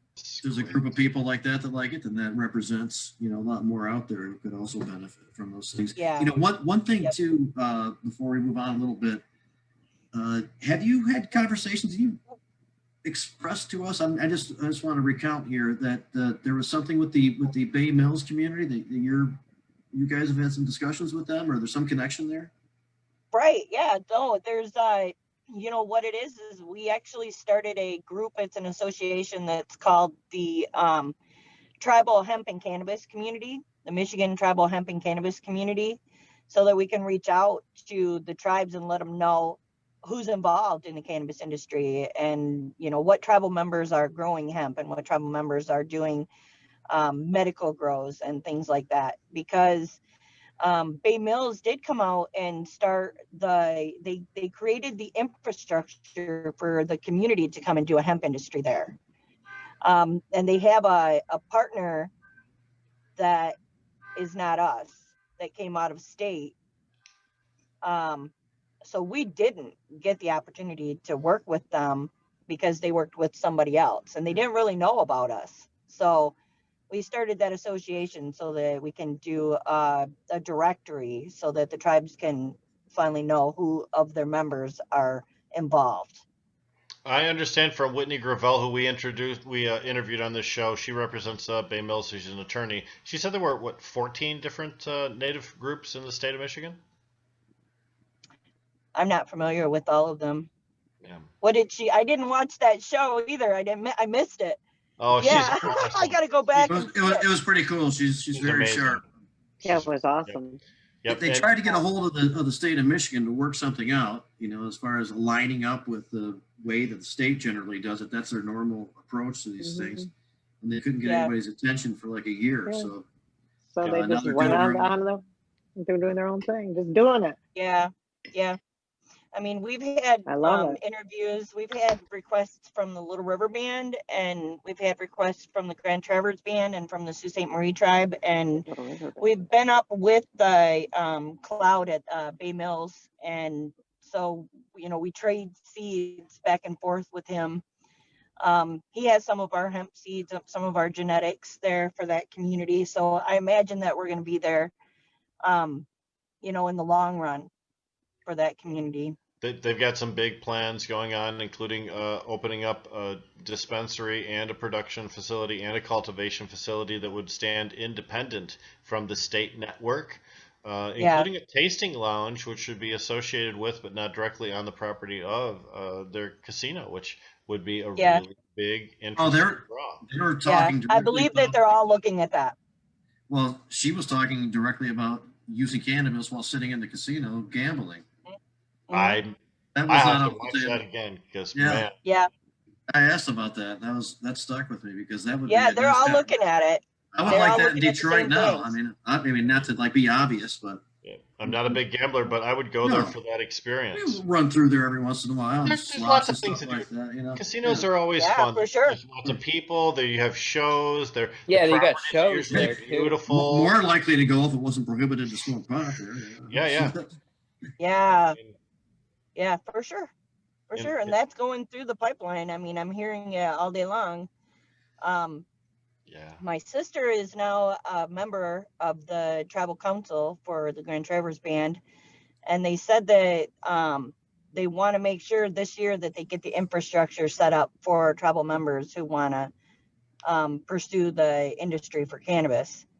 And they did this, the Grand Traverse Band did the same thing for the fishers. So there's people who go out and are captains of boats and go fishing. You know what I'm talking about? Charter captains, yes. Charter captains and fishers. Mm-hmm. So they go out. These guys for our tribe got a loan to be able to buy their boats and to be able to pursue their dream there. So we're hoping that that's what the Grand Traverse Band does also for cannabis people. Nice, yeah. Help to empower the people from within the Yeah. community to get up and running with some financial help or something Well, like that. in a unique position too, because you can actually advance your industry just as fast as your finances, as your infrastructure will allow you to, without the fetters of all the red tape and all of the things going on at a state level. I mean, Kyle Yeah, doesn't they know want about to any of look that. at what it He's is never for had the to deal with state. that, so No Most of familiarity. the things that have happened is the laws for the state get adopted by the tribes, and they'll tweak it to where it will benefit their tribal members. But they all have to take a look at what is going to be the best fit for them. yep. Like I said, if there's a dozen or more entities, each one of them has their own different ideas of what they could and couldn't do, or maybe Yeah. infrastructure is a problem for them, or maybe there's no problems and they want to proceed at a much faster pace. That's one of the things Whitney had said, is that the state had wanted to negotiate with all 14 entities simultaneously and reach one agreement that bound all 14 groups. But that seemed to me like Are you talking about tribes, all 14 tribes in Michigan? Yes. Okay. Mhm. All right, because there's 12 tribes in the state of Michigan, but then a couple have just been given their status, so it might be 13. I guess there's 14 now. Yeah. I didn't know you were talking about. I thought you were talking about tribal members involved in cannabis. Oh, no, the different tribes, and that's why the state wanted to enter one agreement that covered all 14 different tribes instead of making 14 individual negotiations. But to be honest with you, that doesn't benefit the tribes. They should have 14 different negotiations. If they can do that, they do that by way of being sovereign nations, as we were discussing with Whitney, and so they should each be a different discussion. They each have the right to negotiate individually or negotiate collectively. And they are. They They don't do that bulk thing with the state. agree They're all with that. individual. Nobody trusts. Nobody trusts. Yeah, it's based on them, and they actually did get together with it's Cora for hunting and fishing rights. So there's 5 tribes that are involved in that. That's not every tribe in the state of Michigan. So they all have their own individual hunting and fishing rights. Right. Hey, so we are running out of time, aren't we, Jim? kind of kept going there for a minute. That's pretty interesting stuff, though. So sorry. The sky doesn't fall necessarily, but staying on a little bit of a schedule. Hey, Kyle, anything there isn't going to be a cookie cutter thing that works for tribes. It's going to be different. And there probably shouldn't be either. Everyone faces their own unique we're challenges able to have their own with advantages. this Why would the tribe want that? I don't, Yeah, well, with this association, hopefully we're able to discuss with each one of them what our needs are. So, and that's ultimately, at the end of the day, that's what they care about, is what the tribal members need and what's going to be best for them. And so we're going to we'll follow up on a lot of this stuff in the Yeah. future and have you back on, Tony. We've had you on before, and we'll definitely be checking in before too long and see how things have gone with the harvest and more about this type of stuff too. So if you have people that want to rent the bucker and trimmer with the crew, hit us up. Yep. Make sure you understand exactly what she's talking about before you get too excited. Right. Rick's not a got first Craigslist dibs and everybody else advertisement. gets the sloppy seconds. Yep. Got to wipe it down before you're back. That's right. Wipe them down. We sterilize them in between. Don't worry. I've heard that story before. Okay. So, Tony, moving on. Yeah, thank you, Tony. Tony. Thank you. See you guys soon. Thank you. Bye. So, Kyle, anything you'd like to leave us with, or websites, events? Yeah, absolutely. So tomorrow, Sensi Connects, we do these networking mixers every Wednesday night at 6 p.m. and they are free to log on and to attend. So it's basically, it starts out, there's like a brief introductory, and then you kind of break out into breakout sessions, 5 minutes with an individual, where you can talk about whatever you do in the cannabis space. And if there's a relevant connection there, you can exchange information and kind of work from there. So if anyone wants to log into that, I could probably drop a link to it. Nice. Yeah. Please do. And then otherwise, Easton Cultivation. Easton Craft. Yep, Easton Craft. We are looking to hit the market in November. Halloween. Right around Halloween, yeah. Congratulations. Thank you. I really appreciate it, man. It's been a long couple of years to get to this point, you know what I mean? Yeah. Well, But it finally happened, man. Thanks. Yeah, we'll check in again with you and how things are going with these various projects and how your entry into the industry is going. Awesome, man. Yeah. I would love that. That would be cool for sure. It's cool that you've taken, you've been involved in this approach in so many different ways, and now you end up in this, situation here. I always really hoped that we'd be able to pull it off and make that happen, even in 2017, just thinking about what these licenses are going to look like and what it's going to be. And yeah, it's coming together. Congrats. Thanks, man. All right, man. Thanks a lot. Thanks a lot, Kyle. Man. Thank you. I appreciate it. Yeah. Have a good night. You too. Thanks. Anybody else have any events or anything like that you'd like to announce, or any final thoughts? Tomorrow I've got a 420 post coming up, 1:00 p.m. You can find that on our Facebook page, 420 post. That's with Mike Brennan. It's a business-centric cannabis podcast. It's awesome. Check it out. Everybody vote already? I already voted. I'm going in person because I do a little thing. I take photos of myself and I try to inspire people and all that shit, Yeah, I know. The celebration of being open for a year in East Tawas continues in East Tawas, and Darren McCarty is confirmed to be there now, October 24th. So he'll have his own space, and it's going to be controlled on how people go in and out of, that area in terms of keeping protocol together. But otherwise, signing autographs and talking to people as he does, and makes a lot of people feel good being able to meet him. And up there, of course, hockey's a huge thing.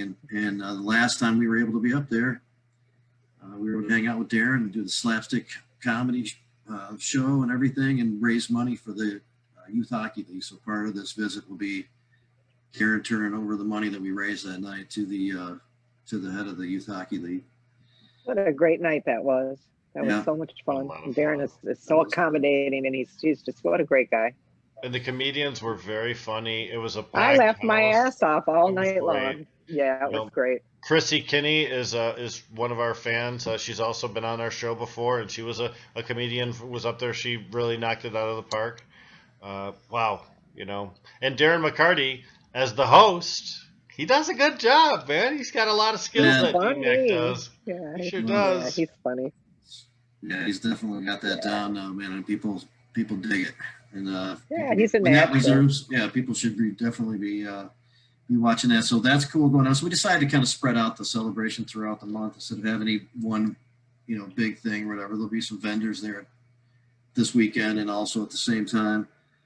And in addition to many great deals that we have and that type of stuff, there's also a drive for helping out this dyslexia organization, and there'll be an opportunity just to donate while making a purchase. And again, there's like major discounts and stuff going on this month in celebration, so there might be a little room for some of that, and then it gets matched. So our CEO has had some issues along those lines, and he worked really hard to get through that stuff. And it's really his I'm not going to get justice or anything, but just his story is it's a very moving testimonial of having this this obstruction, this disability, and and really taking it head on and working through it. And it was hard for him, and he's a very productive, capable, successful person right now. Very cool person also. And in parties, like, I want to get a bunch of shit done, but I got to get through this to get there, and he did it.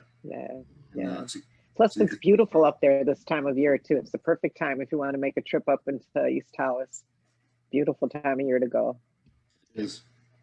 It certainly is. So that's all I have. Colin, what's happening? I got nothing. All right, DNA has done some good work lately, so there's no real reason to be doing a bunch of stuff right away. Right? Like Detroit, Decriminalized Nature Detroit on Facebook and Instagram. I think they just started a page. So there'll be some stuff going on now, but there's still a little celebratory feel in the air from that great situation. Yeah. And I think Decriminalized Nature. Who's behind Rick? It's Rick. It's Rick. Yeah. It's Rick. Weird. Because it looked like he had like an evil twin growing out of your neck. That's when he was on the Survivor Island or whatever that show was. Oh, Survivor. Oh. Survivor. Oh, that is not true. That is not true. Those guys on Survivor Island never had this to deal with. They'd love it. Yeah. All right, everybody. Planted, no flame. Ah. We kind of rolled through a lot of stuff and shot from the hip a lot today, but there was some interesting stuff. People realized today that I got upset before. That's probably news to some people. That's why I thought it should get documented. Historical perspective again, not as huge as John's account the other day. Which still, before we go, that was really cool. The guy was talking about well, maybe 60s and 70s and stuff like that, and his participation in this news very clear on the names and everybody. Man, but Jamie, maybe 60 years from now, it will be that caliber. Yeah. People will say, Jamie, tell that story. You know that story, right? When you're like 75 and you're calling in on some other guy's podcast. And exactly. it all comes around, but there is only one. And it'll be like me, and I'll be like, oh, what happened? I was there. Somebody looked in the Encyclopedia Britannica and saw a name and decided they want to hunt him down. Yeah, right. Rick Thompson was in the room. Is this the Wikipedia? Oh, yeah, that's right. Encyclopedia Britannica. Listen to me. Wow. So Medical Mondays had Uncle Stoner on last night. They've had him on a few times. We haven't had him here yet. There's a lot of interesting shit there too, as far as the broader international history of things going down. And we could have him on for some good conversation. I witnessed stuff about Amsterdam and the life that he's lived too, and then we also had the Pony Boy was on last night as well, and he's from Los Marijuanos. And let me tell you, my nuggets, he was pretty entertaining. Love that guy. He shoots from the hip. He's himself, man. He was bitching about this guy, and he was bitching about that guy, and he had us all laughing the whole time. And he was like friends with Jack Herrera. He was concerned about who was trying to make money off of his name, and stuff like that. Some interesting shit that was brought up between these super old schoolers with Adam Brooke in the mix. Yeah, it was fun. Oh, no. Step back and listen to some Medical Mondays. Good laugh fest. Actually, a little bit. Oh, there's of course Planet Green Trees Thursdays. Hey, if that's nobody else has anything, I think that was another good show. There was some good stuff here. At least that could be cherry picked out. If somebody wants to spend the time to do it. All right, thanks everybody. Have a good day. We'll be back next week. Jazz Cabbage. See you guys.